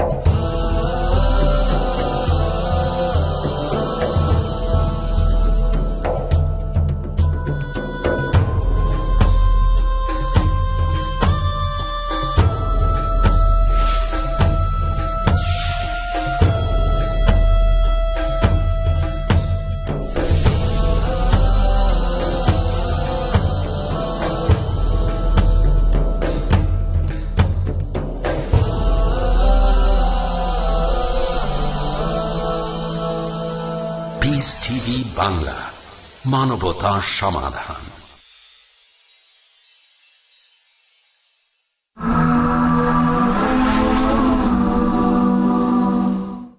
আর বিয়ে করার সময় একজন মহিলা অনেক কিছু পায়। পবিত্র কোরআন বলছে সূরা নিসা অধ্যায় 4 আয়াত 4 যে বিয়ে করার সময় নারীদের তোমরা মোহর দান করবে। তার মানে একটা বিয়ে বৈধ হতে গেলে অবশ্যই মোহর দিতে হবে। হবু স্বামী তার হবু স্ত্রীকে মোহর দান করবে, এটা বাধ্যতামূলক। তবে আমি যে দেশ থেকে এসেছি, তার মানে ভারতে সমাজের নিয়মটা উল্টো। বিয়ের সময় স্ত্রী যৌতুক দেয় তার স্বামীকে, হবু স্বামীকে। এটা ভারতের একটা কালচার যেটা আমাদের সমাজকে কলুষিত করেছে। যেমন একটা মেয়ে বিয়ে করতে চায় কোনো গ্র্যাজুয়েটকে, তাকে দিতে হবে 1 লক্ষ টাকা। পাত্র ইঞ্জিনিয়ার হলে তাকে দিতে হবে 5 লক্ষ টাকা। পাত্র ডাক্তার হলে 10 লক্ষ টাকা। যেন হাটের মধ্যে গরু ছাগল বিক্রি করা হচ্ছে। ইসলাম ধর্মে এরকম কিছু দাবি করা নিষিদ্ধ। যৌতুক নিষিদ্ধ স্ত্রীর কাছ থেকে। মেয়ের বাবা যদি স্বেচ্ছায় কোনো উপহার দেয় তাহলে কোনো সমস্যা নেই, তবে প্রত্যক্ষ বা পরোক্ষভাবে দাবি করাটা নিষিদ্ধ। বলতে পারবে না যে আমার ছেলে মার্সিডিজ গাড়ি চালাতে খুব পছন্দ করে, তার মানে যৌতুক হিসেবে একটা মার্সিডিজ বেঞ্চ দিতে হবে। আমার ছেলে 4 বেডরুমের ফ্ল্যাট খুব পছন্দ করে, তার মানে আমার ছেলেকে আপনার মেয়ের সাথে বিয়ে দিতে পারি যদি ছেলেকে 4 বেডরুমের ফ্ল্যাট দেন। সরাসরি বা ঘুরিয়ে ফিরিয়ে যৌতুক চাওয়াটা হবু স্ত্রীর কাছে ইসলামে অনুমতি নেই। আর মনে করেন সেই মহিলা বিধবা হয়ে গেল দুর্ভাগ্যজনকভাবে, তখন সে সম্পত্তির অংশ পাবে। একজন মহিলা ওয়ারিশ হতে পারে। এছাড়াও ইদ্যতের সময়কালে ভরণ পোষণ পাবে, অর্থনৈতিক সাহায্য। যদি তাকে তালাক দেয়া হয় সে আর্থিক সাহায্য পাবে। আর মানুষজনের মধ্যে একটা ভুল ধারণা আছে যে ইসলাম ধর্ম পুরুষদের কেন একাধিক স্ত্রী রাখার অনুমতি দিয়েছে। এখানে সময় কম, তা বিস্তারিত বলতে পারবো না কেন এটার অনুমতি আছে। তবে সংক্ষেপে এটুকু বলতে পারি, পৃথিবীর অন্য সব ধর্মই, ধর্মগ্রন্থগুলো পড়লে দেখবেন এগুলো একজন পুরুষকে যতগুলো ইচ্ছে বিয়ে করার অনুমতি দিয়েছে। আমার জানা মতে কোনো ধর্মগ্রন্থ নেই যেটা পুরুষদের বলছে একটা বিয়ে করো পবিত্র কোরআন বাদে। যদি হিন্দু ধর্মগ্রন্থ পড়েন, পুরুষরা যত খুশি বিয়ে করতে পারে। পরবর্তীতে এই কিছুদিন আগে ভারতের সরকার আইন করেছে যে হিন্দু পুরুষরা মাত্র একটা বিয়ে করবে। তারপর ওল্ড টেস্টামেন্টে বাইবেল পড়লে দেখবেন সেখানে আছে 1 কিংস অধ্যায় 11 অনুচ্ছেদ 3, সলোমনের ছিল 700 জন স্ত্রী। ইব্রাহিমের ছিল 3 জন স্ত্রী। পরবর্তীতে এটা ইহুদিদের রেবায় আর খ্রিস্টান চার্চ নিষেধাজ্ঞা আরোপ করেছে। ইসলাম বলছে সূরা নিসা অধ্যায় 4 আয়াত নম্বর 3, তোমাদের পছন্দের নারীকে বিয়ে করো 2, 3 বা 4 জন, তবে যদি সুবিচার করতে না পারো মাত্র একজনকে। কারণ জানতে চাইলে প্রশ্নোত্তর পর্বে আমাকে জিজ্ঞেস করতে পারেন। তবে এটা হলো মহিলাদের শালীনতার জন্য যে একজন পুরুষের একাধিক বিয়ে করার অনুমতি আছে। এটা ফরজ না, বাধ্যতামূলক না যে একাধিক বিয়ে করতেই হবে। অনেকে মনে করে ফরজ, আবার এরকমও না যে একাধিক বিয়ে করলে সব বেশি পাবেন। এটা হচ্ছে অপশনাল। তবে একাধিক বিয়ে করলে আপনাকে সুবিচার করতেই হবে। সুবিচার করতে না পারলে সমস্যায় পড়ে যাবেন। স্বাভাবিক পরিস্থিতিতে কখনো ডিভোর্স হওয়া উচিত না। এটা হতে পারে একেবারে শেষ উপায় হিসেবে। যদি স্বামী স্ত্রীর মধ্যে ম্যাচ না করে তখন শেষ উপায় হিসেবে। স্বাভাবিক পরিস্থিতিতে ডিভোর্সকে এড়িয়ে চলবেন আপনার পক্ষে যতখানি সম্ভব হয় শেষ উপায় হিসেবে। কিছু সমাজে আপনি ডিভোর্স দিতে পারেন, কিছু সমাজে পারবেন না। কিছু ধর্ম অনুমতি দেয়, আবার এমন কিছু ধর্ম আছে যাদের অনুমতি নেই। কিছু ধর্মে বাধা নিষেধ আছে। বাইবেল বলছে গসপেল অফ ম্যাথিউ অধ্যায় নম্বর 5 অনুচ্ছেদ 31-32 যে এটা পুরনো কাল থেকে প্রচলিত। যদি কেউ তার নারীকে ত্যাগ করতে চায়, তার স্ত্রীকে ত্যাগ করতে চায়, তাকে ত্যাগপত্র দিতে হবে। এটা ছিল মুসা নবীর আইন। আল্লাহ তাকে শান্তিতে রাখুন। স্ত্রীকে তালাক দিতে চাইলে ত্যাগপত্র দিতে হবে। তবে যীশু খ্রিস্ট তারপর বললেন যে আমি তোমাদের বলছি, কেউ যদি তার স্ত্রীকে ত্যাগ করে একমাত্র যৌন পাপের দোষে, সে তার স্ত্রীকে ব্যভিচারের পথে নামিয়ে দেয়। তার মানে শুধু ব্যভিচারের অপরাধে স্ত্রীকে তালাক দিতে পারবেন, একথা বলছে গসপেল অফ ম্যাথিউ অধ্যায় নম্বর 5 অনুচ্ছেদ 31-32। আর ইসলামের তালাকের ব্যাপারটা অনেকের মধ্যেই একটা ভুল ধারণা আছে। ইসলামে তালাক হতে পারে 5 প্রকার। 1 নম্বর, স্বামী এবং স্ত্রী দুজনে একমত হয়ে তালাক দিল। 2 নম্বর, স্বামী একা স্ত্রীকে ইচ্ছে করলে তালাক দিতে পারে, স্বামীর ইচ্ছা। 3 নম্বর, শুধুমাত্র স্ত্রী একা স্বামীকে তালাক দিতে পারে যদি বিয়ের চুক্তিনামায় এটা উল্লেখ থাকে। এটাকে বলা হয় ইসমা বা তালাকে তফিদ। যদি এটা বিয়ের চুক্তিনামায় উল্লেখ করা থাকে, যদি স্ত্রী চায় তাহলে সে একাই তার স্বামীকে তালাক দিতে পারে। স্বামী রাজি থাকলে চুক্তিনামায় সেটা উল্লেখ করা হবে। এমন হলে স্ত্রীও স্বামীকে তালাক দিতে পারে। 4 নম্বর, যদি বিয়ের চুক্তিনামায় এটা উল্লেখ না থাকে যে স্ত্রী চাইলে স্বামীকে তালাক দিতে পারে, তবে স্বামী হয়তো দুর্ব্যবহার করে অথবা প্রাপ্য অধিকারগুলো দেয় না, তখন সেই মহিলা যেতে পারে কাজী বা প্রধান বিচারকের কাছে আর নেবে নিকাহে ফাস্ক, অর্থাৎ বিয়েটা বাতিল করা। আর 5 নম্বর, হয়তো মহিলার স্বামী খুব ভালো, তারপরে স্ত্রী তাকে তালাক দিতে চায়, এক্ষেত্রে স্বামীকে তালাক দিতে অনুরোধ করবে। এটাকে বলে খুলা। তাহলে তালাক প্রধানত হতে পারে 5 প্রকার। প্রথমটা দুজনের মধ্যে সম্মতি হতে হবে, স্বামী স্ত্রী। দ্বিতীয়টা শুধুমাত্র স্বামীর ইচ্ছায়। তৃতীয়, শুধুমাত্র স্ত্রীর ইচ্ছায় যদি বিয়ের চুক্তিনামায় উল্লেখ থাকে। 4, যদি স্বামী দুর্ব্যবহার করে, এটাকে বলা হয় নিকাহে ফাস্ক। আর 5ম, হয়তো মহিলার স্বামী খুব ভালো, স্ত্রী কোনো ব্যক্তিগত কারণে তালাক চাচ্ছে, তখন নিতে পারে খোলা।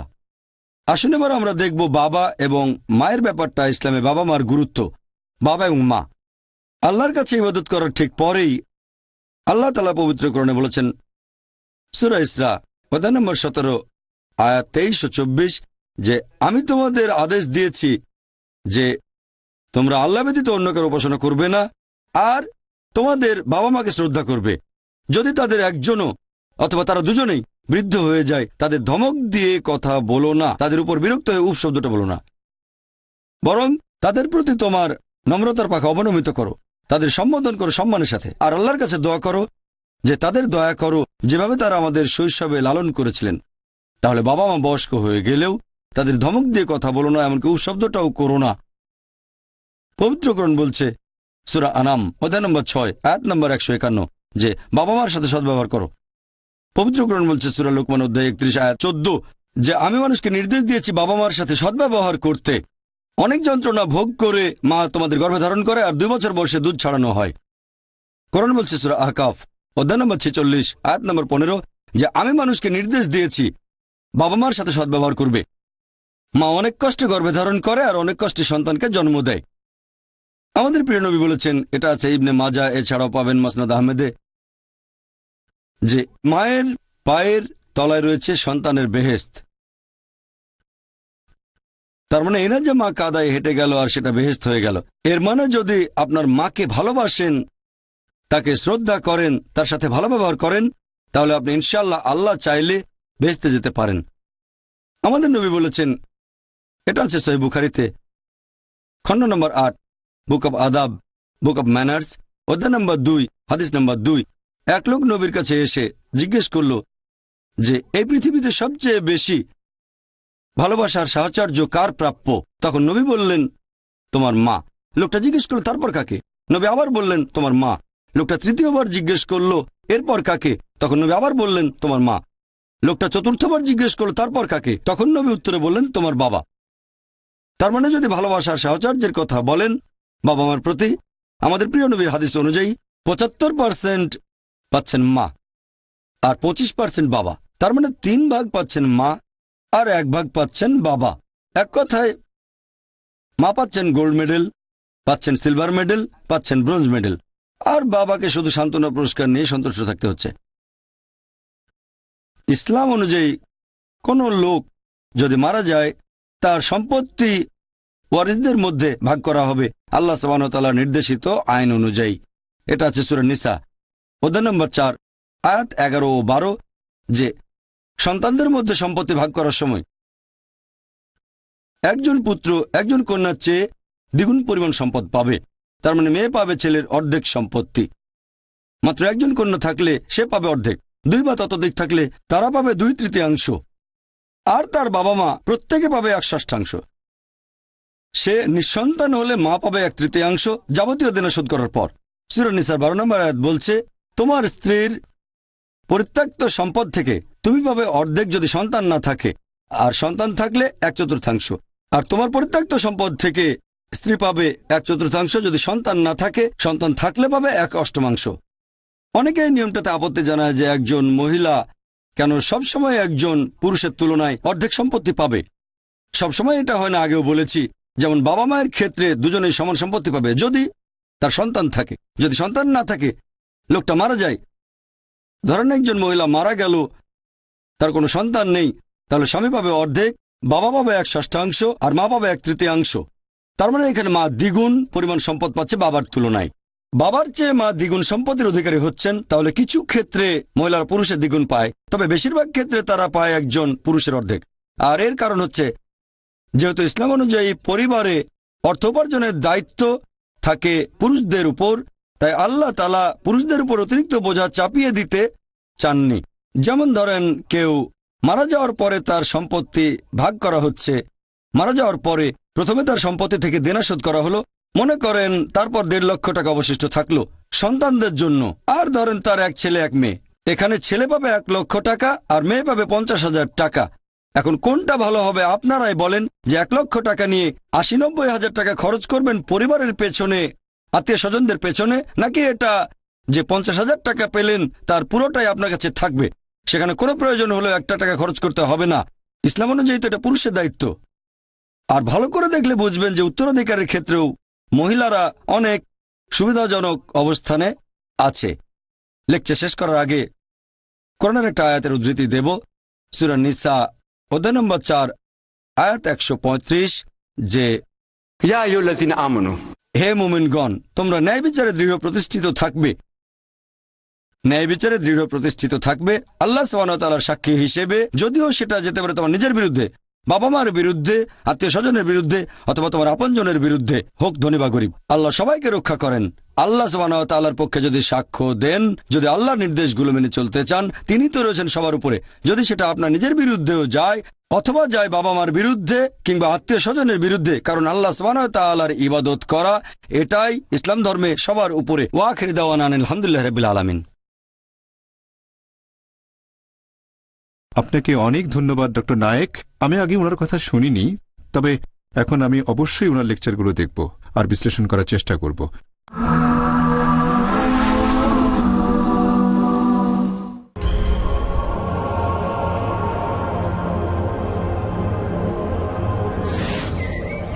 বসন্তের বৃষ্টিতে যেমন সবুজ হয়ে ওঠে মরুভূমি,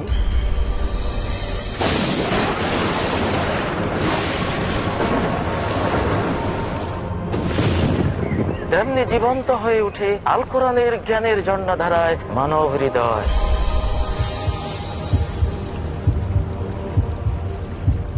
আপনি কি চান তো জাহান জুড়ে প্রাণময় সুখময় অনন্ত জীবন? তাহলে দেখুন পিস টিভি বাংলায় আমাদের আয়োজন আল কোরআনের জীবন ঘনিষ্ঠ বিধিবিধান।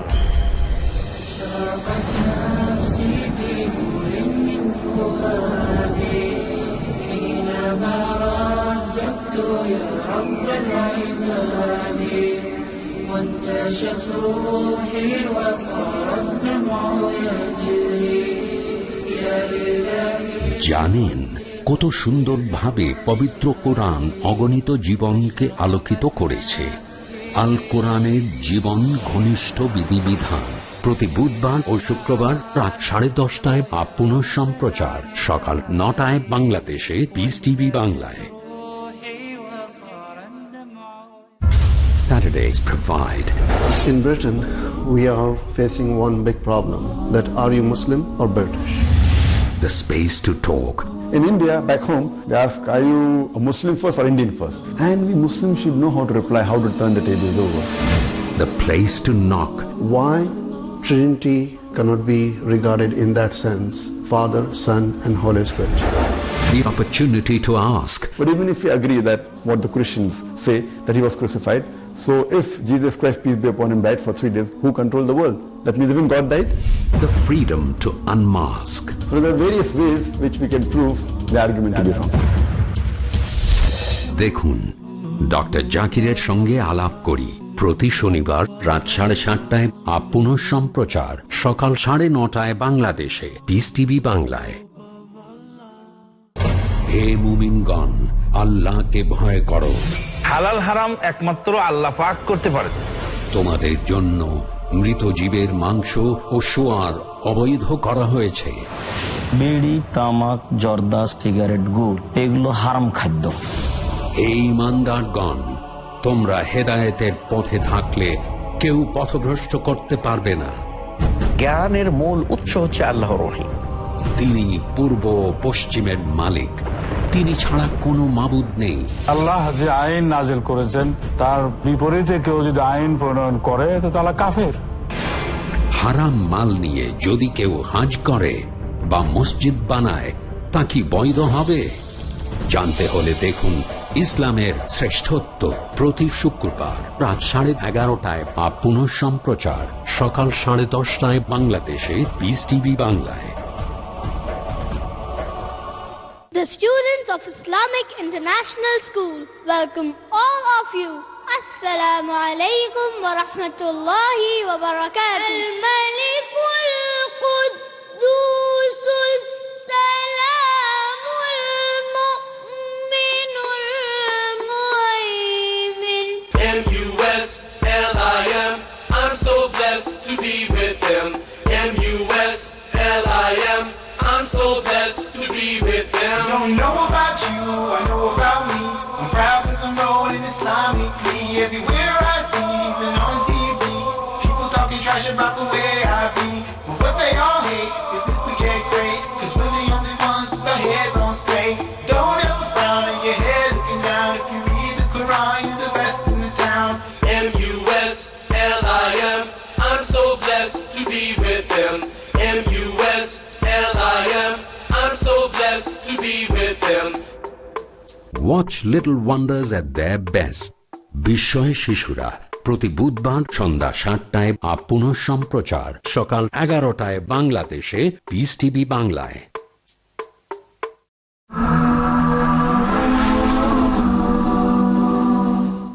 আপনাকে অনেক ধন্যবাদ। দর্শকদের উদ্দেশ্যে কিছু কথা বলি। আমাদের প্রশ্নোত্তর পর্ব আগে বলেছিলাম এটা হবে 10টা থেকে 11টা পর্যন্ত, তবে অনুষ্ঠানের অবস্থান থেকে মনে হচ্ছে সেটা আরো আগেই শুরু করতে পারি। সেটাও শেষ হবে নির্ধারিত সময়ের আগে। আপনারা কেউ মুখে প্রশ্ন করবেন না, প্রশ্ন লিখে দেবেন কাগজে। এখন আপনাদের সিটের পাশে কাগজ আছে, কেউ যদি প্রশ্ন করতে চান কাগজে লিখে ফেলেন। আপনাদের পাশেই দেখবেন বেশ কিছু তরুণ মুসলিম ওঠানামা করছেন, প্রশ্নগুলো তাদের কাছে দিয়ে দিবেন। আমরা সেই প্রশ্নগুলো থেকে বাছাই করে উত্তর দেওয়ার চেষ্টা করব পরবর্তীতে। এখন ডক্টর উইলিয়াম টেলরকে তার মন্তব্য জানানোর জন্য অনুরোধ করছি। ধন্যবাদ।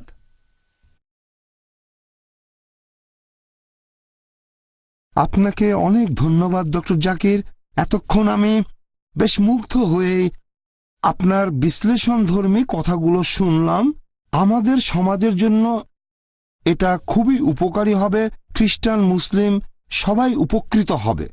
এখন ডক্টর জাকির নায়েকের কথার পরিপ্রেক্ষিতে আমি বলবো দুইটা সমস্যা আছে যেগুলো আমাদের সমাজে প্রকট আকার ধারণ করেছে।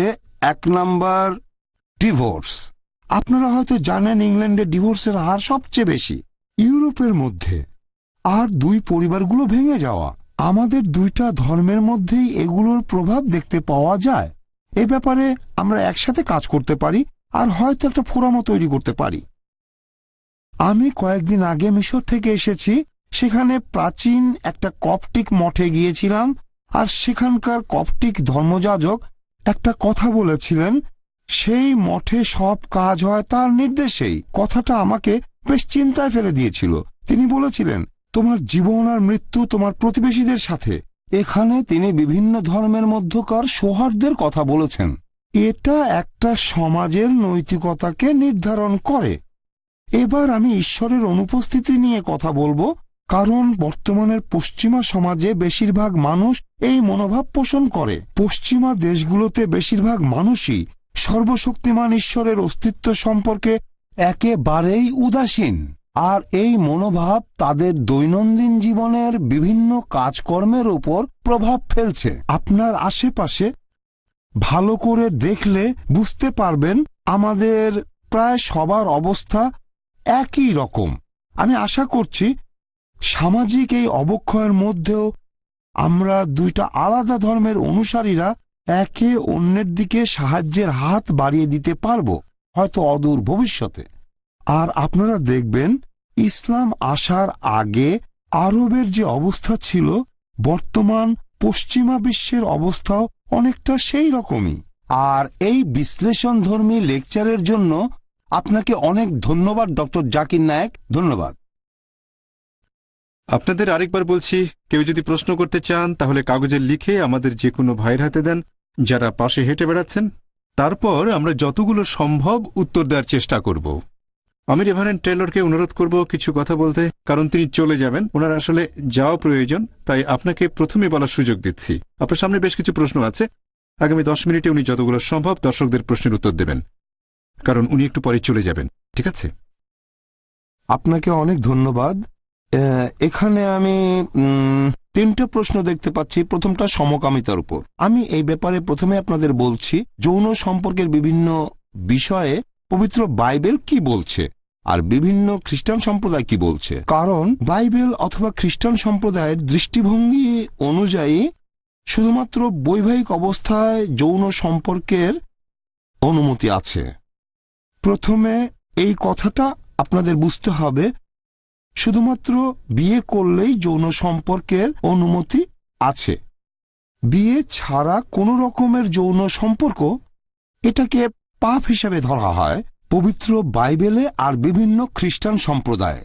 এখন আমি বলবো যে এই সমকামিতাকে খ্রিস্টান ধর্মের চোখে একটা গুরুতর পাপ হিসাবে ধরা হয়, কারণ এখানে ধর্মীয় বিধান মতে বিয়ে হচ্ছে না, আর পবিত্র বাইবেল অনুযায়ী খ্রিস্টান প্রচলিত বিশ্বাস অনুযায়ী এটা একটা পাপ। পরের প্রশ্নটা হলো, পবিত্র বাইবেলে কি মুহাম্মদ সাল্লাল্লাহু আলাইহি সাল্লাম সম্পর্কে কিছু বলা হয়েছে? প্রশ্নটা আসলে বেশ কঠিন। এটা এখনো ঠিক পরিষ্কার নয়। এই ব্যাপারে আমার মতামতটা আপনাদের নিশ্চয়ই জানাতে পারি যে পবিত্র বাইবেলে মুসলিমদের নবী মুহাম্মদ সাল্লাল্লাহু আলাইহি সাল্লাম সম্পর্কে কিছুই উল্লেখ করা হয়নি। তবে আমি জানি মুসলিমরা আমার সাথে একমত হবেন না। তাহলে পরের প্রশ্নটা একই রকম। আপনার কাছে নবী মুহাম্মদ সাল্লাল্লাহু আলাইহি সাল্লামের অবস্থান কোথায়? আমি অন্যান্য খ্রিস্টানদের মতোই মুহাম্মদ সাল্লাল্লাহু আলাইহি সাল্লামকে যথেষ্ট শ্রদ্ধা করি, আর মুসলিম কালচারকেও আমি শ্রদ্ধা করি। আমরা আহলে কিতাব, যাদের কাছে কিতাব এসেছে, ইহুদি, খ্রিস্টান আর মুসলিম, আব্রাহামিক ধর্মবিশ্বাসের 3টা ধারা। আমি একবার জেরুজালেমে কিছু কাজ করেছিলাম, সেখানে ফিলিস্তিনিরা ছিল। সেখানে আমি মুসলিম আর খ্রিস্টান সম্প্রদায়ের মধ্যে একটা সহযোগিতামূলক মনোভাব দেখেছি, বিশেষ করে যেখানে ইসরায়েল আগ্রাসন চালাচ্ছে। তবে সেটা সম্পূর্ণ আলাদা একটা প্রসঙ্গ। এবারে আপনারা অন্যান্য প্রশ্নের উত্তরগুলো দিতে পারেন।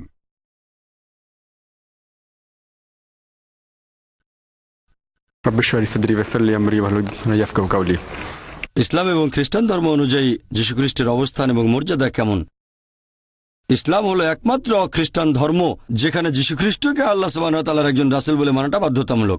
সে আসলে মুসলিম নয় যে যীশুখ্রিস্টকে আল্লাহর রাসূল বলে মান্য করে না। আমরা মানি তিনি ছিলেন আল্লাহ সুবহানাহু ওয়া তাআলা প্রেরিত একজন রাসূল।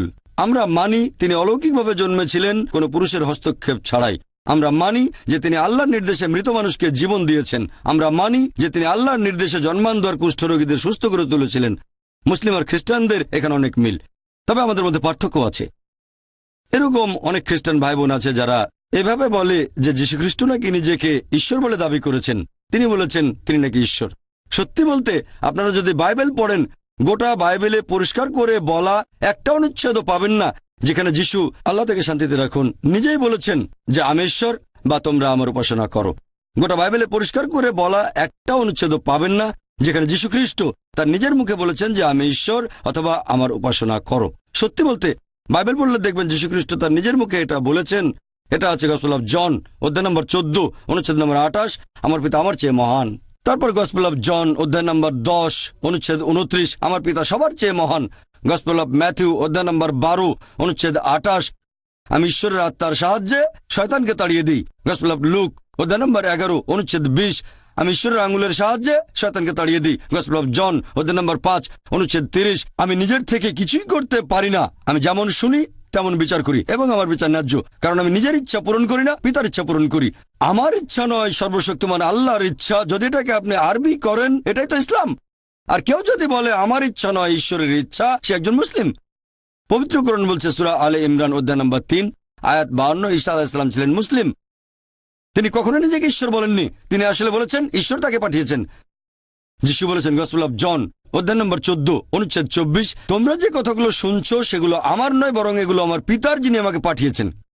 গসপেল অফ জন অধ্যায় নম্বর 17 অনুচ্ছেদ 3, এই হলো চিরস্থায়ী জীবন, যাতে করে তোমরা বিশ্বাস করো মাত্র একজন ঈশ্বর এবং যীশু খ্রিস্টকে যাকে তিনি পাঠিয়েছেন।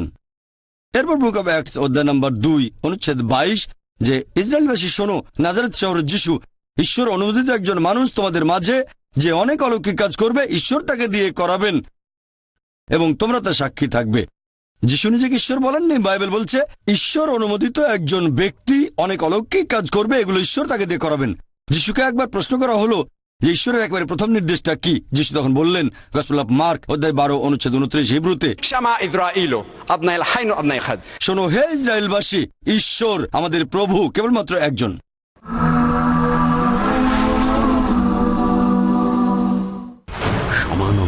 কোরআন তো বিশ্বের সকল জ্ঞানের উৎস, এখান থেকে জ্ঞানকে বের করে নিতে হবে। সৌরজগৎ সূর্যকে কেন্দ্র করে তার গ্রহগুলো একটি চমৎকার শৃঙ্খলার ভিতর দিয়ে ঘুরছে। পৃথিবী ঘুরছে তার আপন কক্ষপথে। গবেষণা, আল্লাহ সুবহানাহু ওয়া তাআলা কি পরিমাণ শৃঙ্খলার ব্যবস্থা করেছেন। ডক্টর আহমদুল্লাহ ত্রিশালী সব আলোচনা এখানে চলে আসতে পারে। হে আল্লাহ মালিকাল মুলক, সকল সৃষ্টি জগতের মালিক তুমি। যা মজবুত করে দেবে ঈমান, কোরআন ও আধুনিক বিজ্ঞান।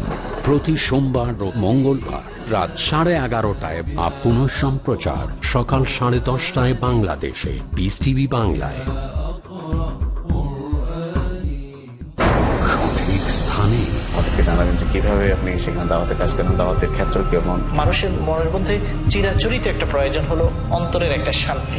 উচিত সময়ে ইসলামের যখন সন্ধান তারা পায়, তখন খুব সহজে তারা ইসলামকে কবুল করে। ইসলামের শক্তি তাদেরকে টেনে আনছে ভালো বাতাবরণের মাঝে। আর ওনারা এটা পেয়ে এত খুশি হয়, তাদের জীবন পুরো বদলে যায়। সবকিছু পরিত্যাগ করতে রাজি আছে, ইসলাম পরিত্যাগ করতে রাজি আছে।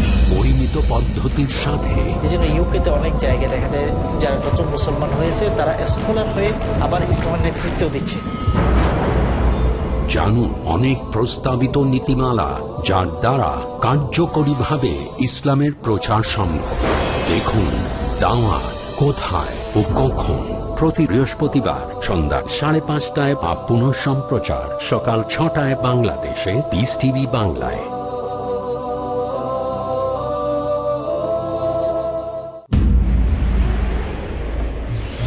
ডাক্তার জাকিরের আন্তরিক বার্তা। বৃদ্ধাশ্রম। আল কুরআন সূরা ইসরা সূরা নম্বর 17 আয়াত নম্বর 23 ও 24 উল্লেখ আছে, তোমার প্রভু নির্দেশ দেন যে তাকে ছাড়া আর কারো ইবাদত করবে না এবং পিতামাতার সাথে সদ্ব্যবহার করবে। যদি তাদের একজন বা উভয় তোমার জীবদ্দশায় বার্ধক্য পরিণত হয় তবে তাদের সাথে বিরক্ত প্রকাশ করে উফ শব্দটিও তোমরা বলো না। তাদের সাথে বিনয়ের সহিত কথা বলবে এবং তাদের সামনে দয়া আর নম্রতার ডানা মেলে দেবে আর বলো, হে প্রভু, তাদের প্রতি অনুগ্রহ করো যেমন ভাবে তারা আমাকে শৈশবে লালন করেছে। বৃদ্ধাশ্রমের কোনো স্থান নেই ইসলামে। পিস টিভি বাংলা, মানবতার সমাধান।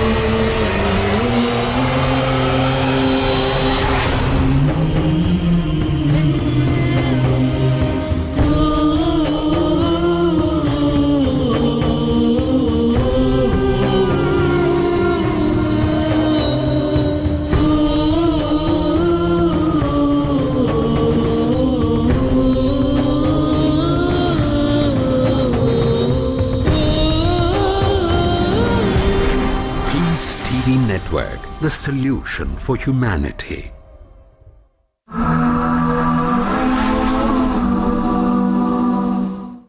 ডক্টর জাকির নায়েক, ইসলাম ও খ্রিস্টান ধর্ম অনুযায়ী পোশাক বা হিজাবের মধ্যে পার্থক্য কি? ইসলাম ধর্মের হিজাব সম্পর্কে বলতে গেলে সবাই মহিলাদের হিজাবের কথাই বলে থাকে, তবে আল্লাহ সুবহানাহু ওয়া তাআলা পবিত্র কোরআনে প্রথমেই বলেছেন পুরুষের হিজাবের কথা। পবিত্র কোরআনে আছে সূরা নূর অধ্যায় 24 আয়াত নম্বর 30 যে মুমিন পুরুষদের বলো তারা যেন দৃষ্টি সংযত রাখে, লজ্জাস্থানের হেফাজত করে। যখন সে কোনো মহিলাকে দেখবে তখন তার মাথায় যদি খারাপ চিন্তা আসে সে মাথা নিচু করবে। একবার আমার বন্ধু একটা মেয়েকে দেখছিল অনেক সময় ধরে। আমি বললাম, তুমি এতক্ষণ ধরে মেয়েটাকে দেখছো কেন? সে বলল, আমাদের নবী বলেছেন প্রথমবার দেখার অনুমতি আছে, দ্বিতীয়বার দেখা নিষিদ্ধ, আমার অর্ধেক দেখা এখনো শেষ হয়নি।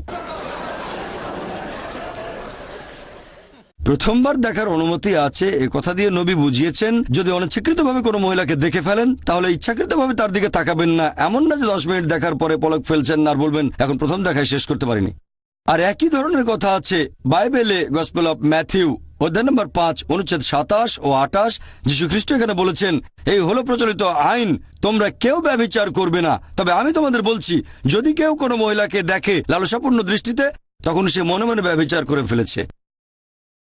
এরপরে কোরআন বলছে মহিলাদের হিজাবের কথা, সূরা নূর অধ্যায় 24 আয়াত 31। মুমিন নারীদের বলো তারা যেন দৃষ্টি সংযত, লজ্জাস্থানের হেফাজত করে, গ্রীবা ও বক্ষদেশ কাপড় দিয়ে আবৃত করে, সাধারণত যেটা প্রকাশ থাকে তা বাদে সৌন্দর্য প্রকাশ না করে। যাদের সামনে লাগবে না, যেমন বাবা, স্বামী, ছেলে, এছাড়াও কিছু নিকটাত্মীয় যাদেরকে সে বিয়ে করতে পারবে না। আর হিজাব পালনের 6টা শর্ত আছে। প্রথমটা হচ্ছে সীমা নাভি থেকে হাঁটু পর্যন্ত পুরুষদের জন্য। মহিলাদের ক্ষেত্রে পুরো শরীর ঢাকা থাকবে, যে অংশটুকু দেখা যেতে পারে মুখ আর কবজি পর্যন্ত হাত। দ্বিতীয়টা বাকি 5টা পুরুষ মহিলাদের জন্য একই রকম। 2 নম্বর, তাদের পোশাক খুব আটোসাটো হবে না যাতে শরীরের গড়ন বোঝা যায়। 3 নম্বর, পোশাকটা খুব স্বচ্ছ হবে না যাতে বাইরে থেকে শরীর দেখা যায়। 4 নম্বর, এমন আকর্ষণীয় হবে না যাতে বিপরীত লিঙ্গ আকৃষ্ট হয়, বিপরীত লিঙ্গের পোশাকের মতো হবে না। 5 নম্বর। 6 নম্বর, সেই পোশাকে অবিশ্বাসীদের কোনো চিহ্ন থাকবে না। আর হিজাব পালনের কারণ দেওয়া আছে সূরা আহজাব অধ্যায় 33 আয়াত 59। হে নবী, বলো তোমার স্ত্রীগণকে এবং মুমিন নারীদের যখন তারা বাইরে যাবে তখন যেন চাদর পরে যায়, এতে করে তাদের সহজে চেনা যাবে আর তাদেরকে কোনো রকম উত্ত্যক্ত করা হবে না। মহিলাদের হিজাবের ব্যবস্থা করা হয়েছে যাতে তাদের উত্ত্যক্ত করা না হয়। ধরেন 2 যমজ বোন, দুজনে সমান সুন্দরী, তারা লন্ডনের রাস্তায় হেঁটে বেড়াচ্ছে। একজন পরেছে ইসলামিক হিজাব, পুরো শরীর ঢাকা, মুখমণ্ডল আর কবজি পর্যন্ত হাত বাদে, আর অন্যজন পরেছে মিনি স্কার্ট, সংক্ষিপ্ত পোশাক, পশ্চিমা ড্রেস। দুজনে একসাথে হাঁটছে আর রাস্তার কোনায় একটা বখাটে ছেলে শিকারের অপেক্ষা করছে। সে কোন মেয়েটাকে উত্ত্যক্ত করবে? ইসলামিক হিজাব পরা মেয়েটাকে উত্ত্যক্ত করবে নাকি মিনিস্কার্ট পরা মেয়েটাকে উত্ত্যক্ত করবে? কাকে উত্ত্যক্ত করবে? যে মেয়েটা মিনিস্কার্ট পরেছে তাকে। এটাই স্বাভাবিক। কোরআন ঠিকই বলেছে মহিলাদের হিজাবের ব্যবস্থা আছে যাতে তাদের উত্ত্যক্ত করা না হয়। আর বাইবেলে একই টাইপের কথা আছে। ওল্ড টেস্টামেন্টের বুক অব ডিউটেরোনমি অধ্যায় নম্বর 22 অনুচ্ছেদ 5, একজন মহিলা কখনোই একজন পুরুষের পোশাক পরবে না এবং একজন পুরুষ কখনো একজন মহিলার পোশাক পরবে না। বাইবেলের 1 তিমথি অধ্যায় 2 অনুচ্ছেদ 9, যে মহিলারা পোশাক পরবে শালীনতার সাথে, লজ্জাশীলতার সাথে, নম্রতার সাথে। তারা বহুমূল্য অলংকার বা স্বর্ণের চুল পরবে না। এবং তারা বহুমূল্য পোশাক পরিচ্ছদ পরবে না। তাহলে আপনারা দেখতে পাচ্ছেন বাইবেল আর কোরআনের ড্রেস কোড একই রকম। মা মেরি বা মারিয়াম আলাইহিস সালাম কিভাবে পোশাক পরতেন ফটো দেখলে বুঝবেন মুসলিম মহিলারাও একইভাবে পোশাক পরে থাকে। তাহলে ধর্মগ্রন্থ পড়তে হবে, অনুসারীদের কাজগুলো দেখলে কোনো লাভ হবে না। ধর্মগ্রন্থ পড়লে দেখবেন খ্রিস্টান ধর্ম আর ইসলামের ড্রেস কোড একই রকম।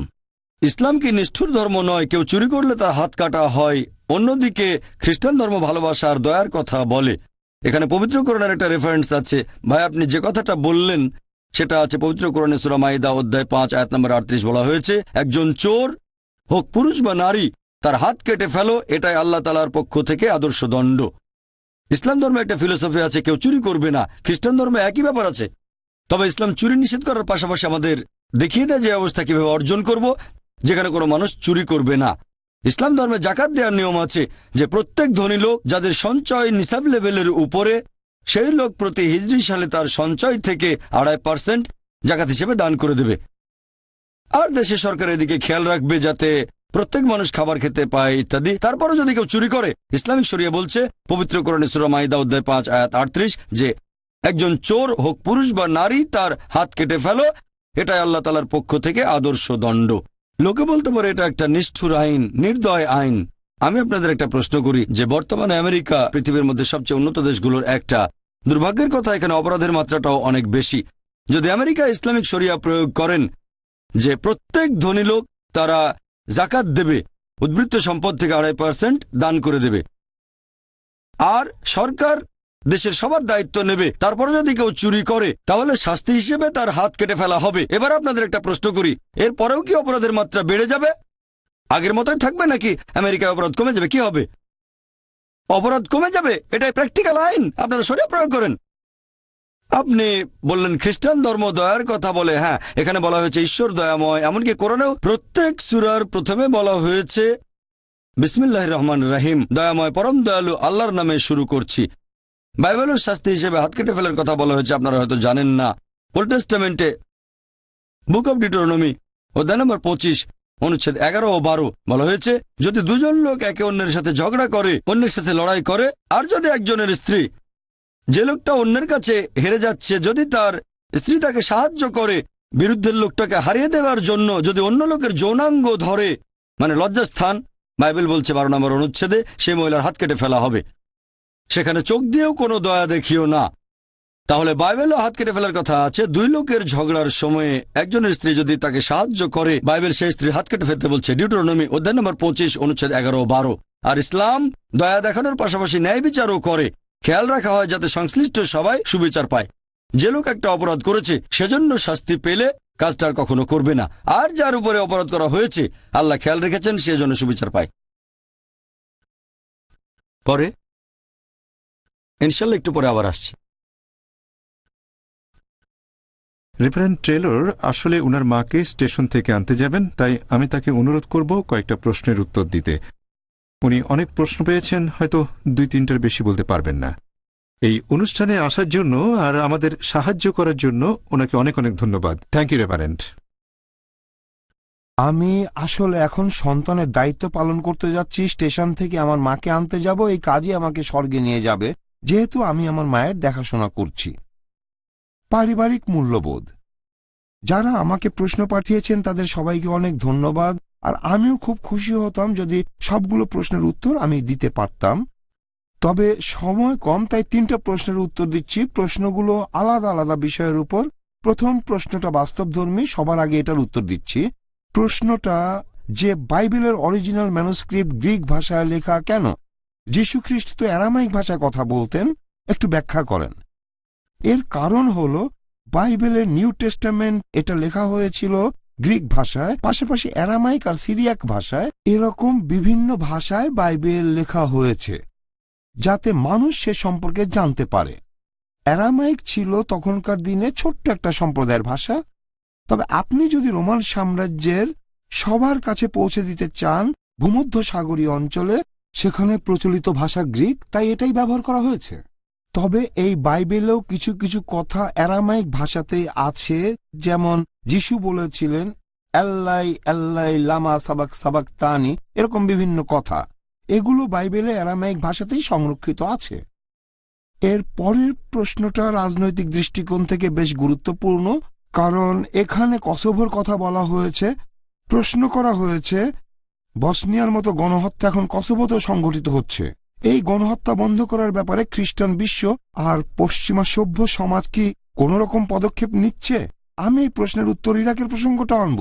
আর এসব জায়গায় যে ধ্বংসযজ্ঞ চলছে তার জন্য আমার মতে খ্রিস্টান বিশ্ব দায়ী নয়, আসলে দায়ী হচ্ছে পশ্চিমা বিশ্ব। খ্রিস্টান বিশ্ব আর পশ্চিমা বিশ্বকে আমি এক করে দেখব না। পশ্চিমা বিশ্বের বিভিন্ন দেশ তাদের রাজনৈতিক স্বার্থ উদ্ধারের জন্য বিভিন্ন জায়গায় যুদ্ধে জড়িয়ে পড়ছে। আমার মতে এর সাথে খ্রিস্টান ধর্মের কোনো সম্পর্ক নেই। যেমন ধরেন ইরাকের লোকজন, সেখানে মুসলিমরা আছে, খ্রিস্টানরাও আছে, তারা সবাই এখন জাতিসংঘের হস্তক্ষেপের কারণে নানা রকম সমস্যায় ভুগছে। আর আমার মনে হয় এর পেছনে রয়েছে পশ্চিমা বিভিন্ন দেশ। খ্রিস্টান ধর্মবিশ্বাসের সাথে এর কোনো সম্পর্ক নেই, কারণ সেখানে আপনারা দেখতে পারেন ইরাকি মুসলিমরা যেমন কষ্টে আছে, সেরকম ইরাকি খ্রিস্টানরাও অনেক কষ্টের ভেতরে আছে। অনেকের মধ্যে একটা ভুল ধারণা আছে যে পশ্চিমা বিশ্ব মানে খ্রিস্টান, এটাই প্রথম কথা। আর কসোভোতে এটা একেবারে মৌলিক একটা প্রশ্ন। খ্রিস্টান ধর্মবিশ্বাসের পক্ষ থেকে এখানে বিশ্বাসীদের জন্য মানবাধিকার সংরক্ষণের কথা বলা হয়েছে। হতে পারে তারা আলবেনিয়ান অথবা বসনিয়ান বা অন্য কিছু। আমি এ ব্যাপারে একমত যে কসোভোর আলবেনিয়ানদের রক্ষা করার জন্য পশ্চিমা বিশ্বের দেশগুলো আর জাতিসংঘকে আরও আন্তরিকতার সাথে বিভিন্ন পদক্ষেপ নিতে হবে। সার্বিয়া বা মালদোভিয়া সরকারের সাথেও এ ব্যাপারে আলোচনা করা যেতে পারে। আর সবশেষে খুব সুন্দর একটা প্রশ্ন এখানে লেখা রয়েছে, এই অনুষ্ঠান শেষ হওয়ার পরে আপনার কি সন্দেহ আছে যে আপনি খ্রিস্টান আর ইসলাম একমাত্র ধর্ম, এটা কি বুঝতে পারছেন? আপনাকে অনেক ধন্যবাদ। প্রথমে একটা কথা বলি, মুসলিম সম্প্রদায়ের সাধারণ মানুষরা ধর্ম সম্পর্কে যে জ্ঞান রাখে সেটা আমাকে সবসময় মুগ্ধ করেছে। আর আমি মুসলিমদের কাছাকাছি এসে অনেক কাজ করেছি, এতে করে ইসলাম ধর্ম আর এই ধর্মের অনুসারীদের প্রতি আমার শ্রদ্ধাবোধ দিন দিন আরও বেড়ে গেছে, এখনো বাড়ছে। আর হ্যাঁ, ইসলাম ধর্ম আমাকে দিন দিন আরও আকৃষ্ট করছে। আশা করি খ্রিস্টান ধর্ম আপনাকে একইভাবে আকৃষ্ট করবে। আপনাদের সবাইকে অনেক ধন্যবাদ। সরি, আমাকে এখনই যেতে হবে।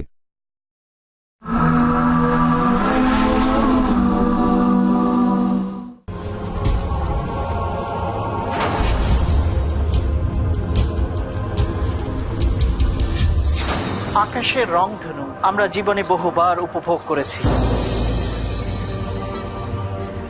লাল, নীল, সবুজ, আকাশী, বেগুনি, হলুদ।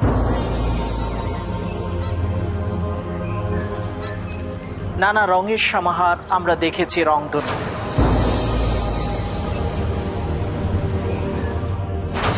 কিন্তু জীবনের রংধনুকে কখনো কি আমরা বিশ্লেষণ করে দেখেছি?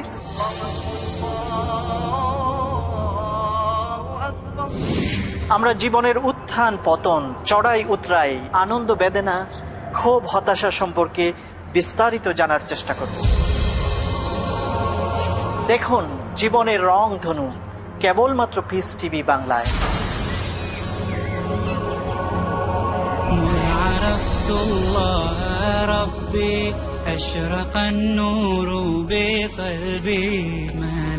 জানুন কত কার্যকরী ভাবে মুমিন বান্দা নিজের প্রতিটি কাজকে ইসলামী রঙে রঞ্জিত করে। জীবনের রংধনু প্রতি মঙ্গলবার রাত 10টায় পুনঃ সম্প্রচার সকাল 8:30 বাংলাদেশে পিস টিভি বাংলায়। এমন ঘটনা যার মধ্যে নিহিত আছে আল্লাহর নির্দেশ, কোরআনের ঘটনা, যে ঘটনা অত্যন্ত শিক্ষণীয়। ঈমানকে শুদ্ধ করার জন্য, তাওহীদকে প্রতিষ্ঠা করার জন্য, শিরককে উচ্ছেদ করার জন্য। দাউদ আলাইহিস সালামকে রাজত্ব দিলেন, জ্ঞান দিলেন, তাকে মনোনীত করলেন। তোমরা ঈমান আনো যেমন তারাই মেনে নিয়েছিল। কোরআন সুন্নাহ যখন যেটা বললো সেটা মেনে নেওয়া। আল্লাহর উদ্দেশ্য আল্লাহর হুকুম মানো কিনা। হাসান জামিল, মুখলিসুর রহমান মাদানী, আহমদুল্লাহ বিন মোহাম্মদ দিলাওয়ার হোসেন, মুফতি কাজী মোহাম্মদ ইব্রাহিম, হারুন হোসেনের উপস্থাপনায় বনি ইসরাঈল তারা আল্লাহকে সচক্ষে দেখতে চেয়েছে। আল্লাহর ব্যাপারে তাদের আইডিয়াটা ঠিক ছিল না। আল্লাহর ফয়সালাকে মেনে নিতে হবে, এটাই হচ্ছে মুমিনের পরিচয়। কিভাবে মুমিন আল্লাহর দয়া অর্জন করেন বোঝার জন্য দেখুন গুরুত্বপূর্ণ অনুষ্ঠান কোরআনের কাহিনী, প্রতি বুধবার রাত 8টায় বা পুনঃ সম্প্রচার সকাল 6:30 বাংলাদেশে পিস টিভি বাংলায়।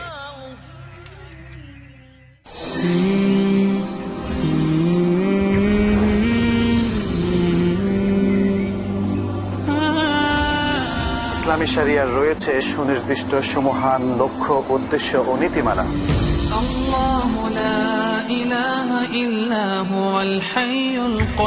ইসলামী শরিয়া অনুসরণের মধ্যেই নিহিত রয়েছে মানুষের ইহপরকালীন শান্তি ও কল্যাণ।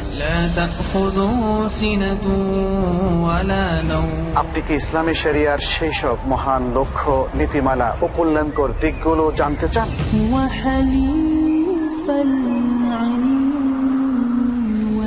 তাহলে দেখুন ইসলামী শরিয়ার লক্ষ্য, উদ্দেশ্য ও নীতিমালা সংক্রান্ত আমার আলোচনা পিস টিভি বাংলার পর্দায়।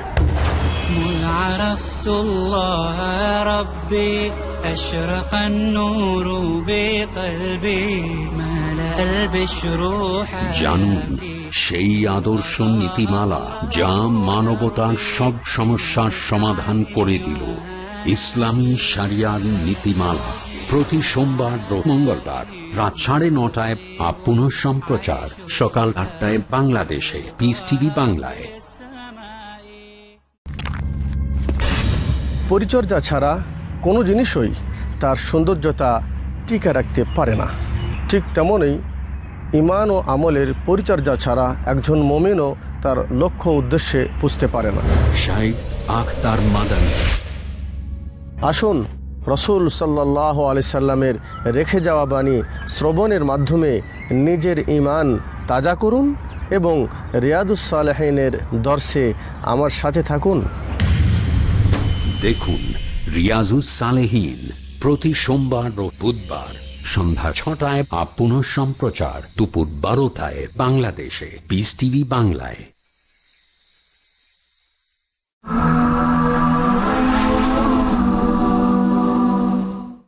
ধন্যবাদ। আমাদের অনুষ্ঠানের পরবর্তী কার্যক্রম সম্পর্কে বলি। আমি এখন ডক্টর নায়েককে অনুরোধ করব 10 মিনিট কথা বলার জন্য। একটা প্রশ্নের উত্তর দিতে পারেন, 10 প্রশ্নের উত্তর দিতে পারেন, তবে সময়টা থাকবে মাত্র 10 মিনিট। 10 মিনিটে 9 প্রশ্নের উত্তর দেওয়া বেশ কঠিন, তারপরে যথাসাধ্য চেষ্টা করবো ইনশাল্লাহ। ইসলাম ধর্মে একজন স্বামী তার স্ত্রীর কাছ থেকে সম্মান দাবি করতে পারে। তবে আমি আগেও বলেছি পবিত্র কোরআনে সূরা বাকারা অধ্যায় 2 আয়াত 187 হুন্না লিবাসুল লাকুম ওয়া আনতুম লিবাসুল লাহুন্না, যে তারা তোমাদের পরিচ্ছদ, তোমরা তাদের পরিচ্ছদ।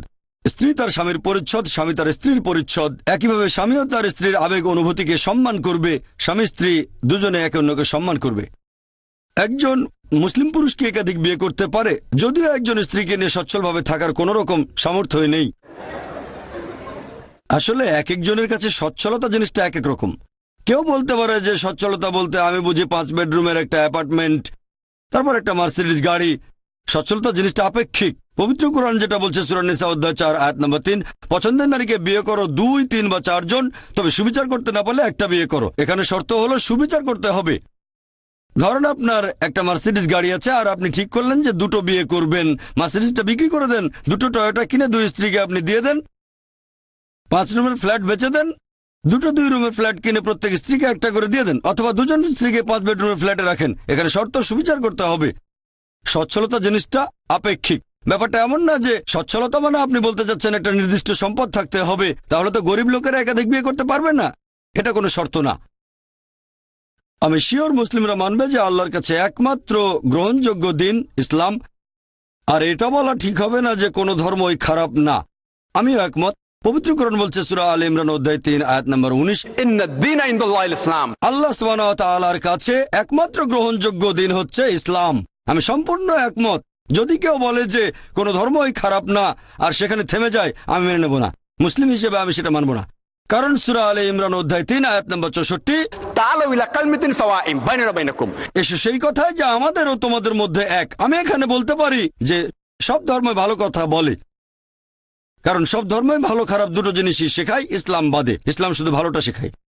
আমি এটা বলবো না যে কোনো ধর্মই খারাপ না, তবে সাদৃশ্যগুলো দেখানোর জন্য বলতে পারি যে সব ধর্মে ভালো জিনিস শেখায়। প্রথমে আমি বিভিন্ন ধর্মের ভালো পয়েন্টগুলো নিয়ে বলি, তারপর বলি খারাপ পয়েন্টগুলো নিয়ে। এভাবে বলতে পারি যে কোনো ধর্মে আসলে সবকিছু খারাপ শেখায় না, এভাবে বলতে পারেন। তবে কোনো ধর্ম খারাপ না এটা বলে থেমে যাবেন না, এভাবে অন্যদের খুশি করতে পারেন। কারণ পবিত্র কোরআন বলছে সূরা আল ইমরান অধ্যায় 3 আয়াত 85 যে ইসলাম ব্যতীত অন্য কোনো দিন আল্লাহ তাআলার কাছে গ্রহণযোগ্য হবে না।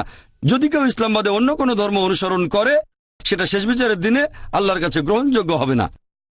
এটা কি সত্যি যে যিশু আবার আসবেন? খ্রিস্টানরাও কি এটা বিশ্বাস করে? হ্যাঁ, আমরাও মানি। কোরআন বলছে সূরা নিসা অধ্যায় 4 আয়াত 158 যে আল্লাহ যীশু খ্রিস্টকে জীবন্ত উপরে তুলে নিয়েছেন। আমরা মানি তিনি এখনো জীবিত। আর যিশুকে জীবন্ত তুলে নেওয়া হয়েছিল কারণটা কি? কারণ যীশু খ্রিস্ট হলেন আল্লাহ সুবহানাহু ওয়া তাআলার একমাত্র রাসূল, যার অনুসারীরা ভুল করেছে যে তিনি নাকি নিজেকে ঈশ্বর বলেছেন। পুরোটাই ভুল বুঝেছে যে যিশু নাকি ঈশ্বর বলে নাকি দাবি করেছেন। তাকে তুলে নেওয়া হয়েছে নতুন কিছু শেখানোর জন্য না। পবিত্র কোরআন বলছে সূরা মাইদা অধ্যায় 5 আয়াত নাম্বার 3 আজ আমি তোমাদের দিন সম্পূর্ণ করলাম আর মনোনীত করলাম ইসলাম, তোমাদের প্রতি অনুগ্রহ সম্পূর্ণ করলাম। ইসলাম ধর্ম সম্পূর্ণ, নতুন কিছু যোগ করা যাবে না বা বিয়োগও করা যাবে না। ঈসা আলাইহিস সালাম নতুন কিছু শেখানোর জন্য আসবেন না, আসবেন খ্রিস্টানদের বলতে যে আমি কখনোই ঈশ্বর বলিনি আমি ঈশ্বর। আর পবিত্র কোরআন বলছে সূরা মাইদা অধ্যায় 5 আয়াত 116 যীশু খ্রিস্ট আল্লাহ তাআলাকে বলবেন, হে আল্লাহ সুবহানাহু ওয়া তাআলা তুমি সাক্ষী থাকো, আমি কখনোই বলিনি আমার উপাসনা করো, বরং বলেছি আবুদুল্লাহ, আল্লাহর ইবাদত করো, রাব্বি ওয়া রাব্বুকুম, তিনি আমার ও তোমাদের প্রভু। একই ধরনের কথা আছে বাইবেলে। সেদিন সব লোকজন এসে যীশু খ্রিস্টের উদ্দেশ্যে বলতে থাকবে, হে প্রভু আমরা আপনার নামে অনেক আশ্চর্য আর অলৌকিক কাজ করেছি। যীশু তখন তাদের বলবেন, তোমরা সবাই পাপী, এখান থেকে চলে যাও, আমি তোমাদের কাউকে চিনি না। এটা কাকে বলবেন? মুসলিমদের? হিন্দুদের? বলবেন খ্রিস্টানদের, তোমরা সবাই পাপী, আমি তোমাদের চিনি না, এখান থেকে চলে যাও। যিশু আবার পৃথিবীতে আসবেন খ্রিস্টানদের শুধরে দিতে, নতুন কোনো ওহী আনবেন না।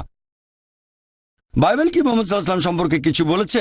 মুহাম্মদ সাল্লাল্লাহু আলাইহি ওয়াসাল্লাম সম্পর্কে বাইবেলে ভবিষ্যৎবাণী কি আছে? দুটো প্রশ্ন একই। বাইবেলে মুহাম্মদ সাল্লাল্লাহু আলাইহি ওয়াসাল্লাম সম্পর্কে বেশ কিছু ভবিষ্যৎবাণী আছে।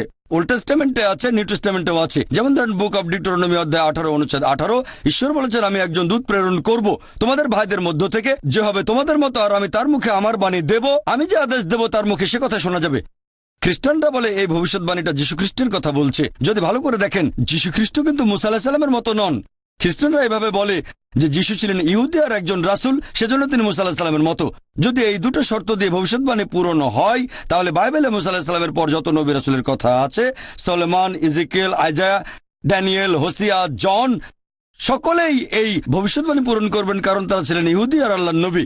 ভালো করে দেখলে বুঝবেন এই ভবিষ্যৎবাণী মুহাম্মদ সাল্লাল্লাহু আলাইহি সাল্লাম ছাড়া অন্য কারো কথা বলছে না। কারণ মুসা আলাইহিস সালাম এবং মুহাম্মদ সাল্লাল্লাহু আলাইহি সাল্লাম দুজনে প্রাকৃতিকভাবে জন্মেছিলেন, যীশু খ্রিস্ট ভাবে জন্মাননি। মুহাম্মদ সাল্লাল্লাহু আলাইহি সাল্লাম আর মুসা আলাইহিস সালাম বিয়ে করেছিলেন, তাদের সন্তান ছিল। যীশু বিয়ে করেননি, তার সন্তানও ছিল না। তারা দুজনেই স্বাভাবিকভাবে মারা গেছেন। যীশু খ্রিস্ট স্বাভাবিকভাবে মৃত্যুবরণ করেননি। কোরআন বলছে তাকে জীবন্ত তুলে নেওয়া হয়েছে, কিন্তু বাইবেল বলছে যে যীশু খ্রিস্ট ক্রুশবিদ্ধ হয়ে মারা গেছেন। তাহলে মুহাম্মদ সাল্লাল্লাহু আলাইহি সাল্লামের সাথে মুসা আলাইহিস সালামের অনেক মিল, যীশু খ্রিস্টের সাথে মুসা আলাইহিস সালামের অত মিল নেই।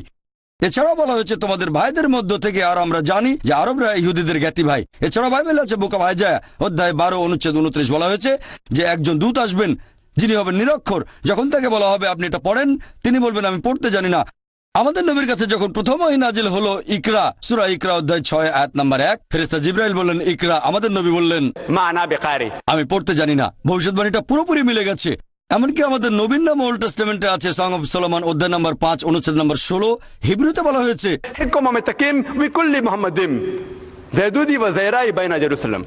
মুহাম্মাদিন। সেমেটিম ভাষায় ইম শব্দটা দিয়ে সম্মান বোঝানো হয়। হিব্রু ভাষাতে মোহাম্মদ ইম, মোহাম্মদিম। ইম সম্মানের জন্য, নামটা আসলে মোহাম্মদ সম্মানের জন্য ইম, সেজন্য হয়ে গেল মোহাম্মদিম। তবে অনুবাদ করা হয় তার মুখের ভাষা খুব মিষ্টি আর তিনি সবকিছু নিয়ে মনোরম। তিনি আমার প্রিয়, তিনি আমার বন্ধু, হে জেরুজালেমের কন্যারা। তবে ওল্ড টেস্টামেন্টের অরিজিনাল ম্যানুস্ক্রিপ্টে মোহাম্মদ নামটা পাবেন। নিউ টেস্টামেন্টে দেখবেন গসপেল অফ জন অধ্যায় 14 অনুচ্ছেদ 16তে, গসপেল অফ জন অধ্যায় 15 অনুচ্ছেদ 26-এ সেখানে বলা হয়েছে আমাদের প্রিয় নবী আসবেন সাহায্যকারী হিসেবে। তারপর আছে গসপেল অফ জন অধ্যায় 16 অনুচ্ছেদ 7। কিন্তু আমি তোমাদের সত্য কথা বলছি, তোমাদের জন্য ভালো হবে যদি আমি চলে যাই, কারণ আমি যদি না যাই তাহলে সেই সাহায্যকারী আসবেন না, তবে আমি যদি যাই তাহলে তাকে পাঠিয়ে দেব। খ্রিস্টানরা বলে এই সাহায্যকারী হলো পবিত্র আত্মা।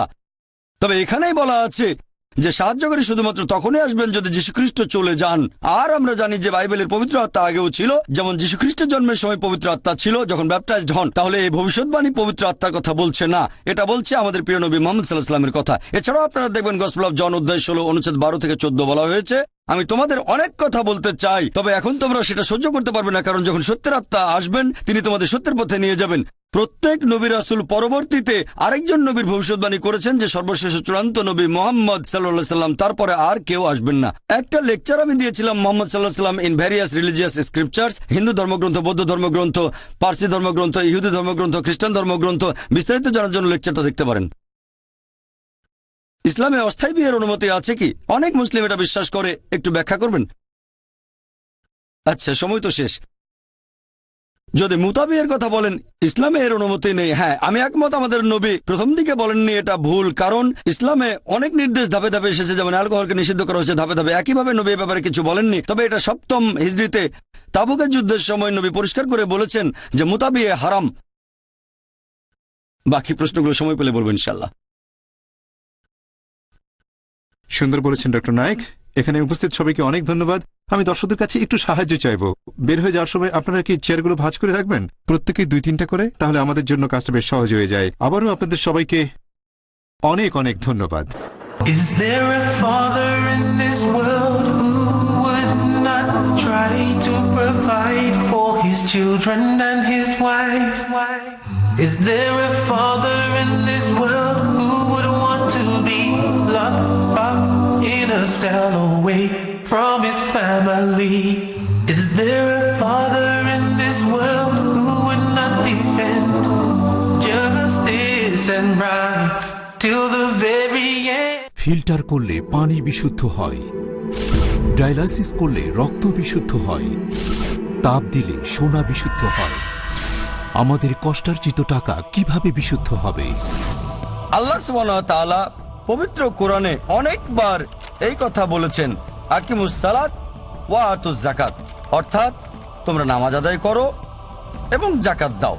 যাকাত দিয়ে সম্পদকে বিশুদ্ধ করুন। বর্তমানের এই যুগে ইসলামের বাণী প্রচারের জন্য স্যাটেলাইট চ্যানেল হলো সবচেয়ে সেরা মাধ্যম। পিস টিভিকে সমর্থন করুন। ডোনেশন এবং জাকাত পাঠানোর ঠিকানা IRFI আল Ryan bank, quadrant code 48 Calthorpe road, Birmingham, UK। Post code B151TH। Pound account নম্বর 011-32301। ইউরো অ্যাকাউন্ট নম্বর 011-32302। US ডলার অ্যাকাউন্ট নম্বর 011-32303। Short code 300083। Swift BIC code IBOBZB22। IBAN GB52 LOYD 3096-3401 024192। টেলিফোনে টাকা ট্রান্সফারের জন্য কল করুন 442082424321। টাকা পাঠিয়ে আমাদের ইমেল করুন admin@peacetv.tv। আপনার দায়িত্ব পালন করে পুরস্কার নিশ্চিত করুন। যাকাত দিয়ে এই দায়িত্ব পূরণ করুন। Piece TV.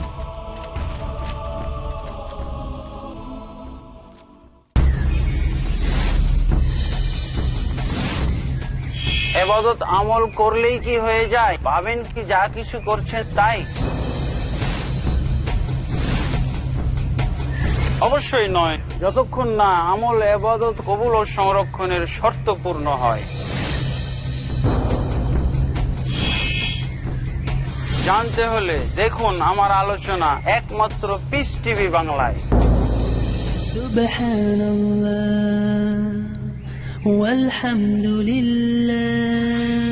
বুঝুন সেই বিশিষ্ট নীতিমালা যার কারণে ইসলাম সারা বিশ্বে জনপ্রিয় হয়ে উঠেছে। দেখুন ইসলামের মৌলিক জ্ঞান, প্রতি শনিবার রাত 8:30টায় বা পুনঃ সম্প্রচার সকাল 7টায় বাংলাদেশে পিস টিভি বাংলায়। إنه من يشرك بالله فقد حرم الله عليه الجنة ومأواه النار। নিশ্চয়ই যে আল্লাহর সাথে শিরকে লিপ্ত হয়, আল্লাহ তার জন্য জান্নাতকে হারাম করে দেন এবং জাহান্নাম অবধারিত করে দেন। শহীদুল্লাহ খান মাদানী। জান্নাতে যাওয়ার এবং জাহান্নাম হতে বাঁচার একটি মাত্র পথ, তাওহীদ। আল্লাহ সুবহানাহু ওয়া তাআলার তাওহীদ জানার জন্য দেখুন আমার ধারাবাহিক দার্স কিতাবুত তাওহীদ।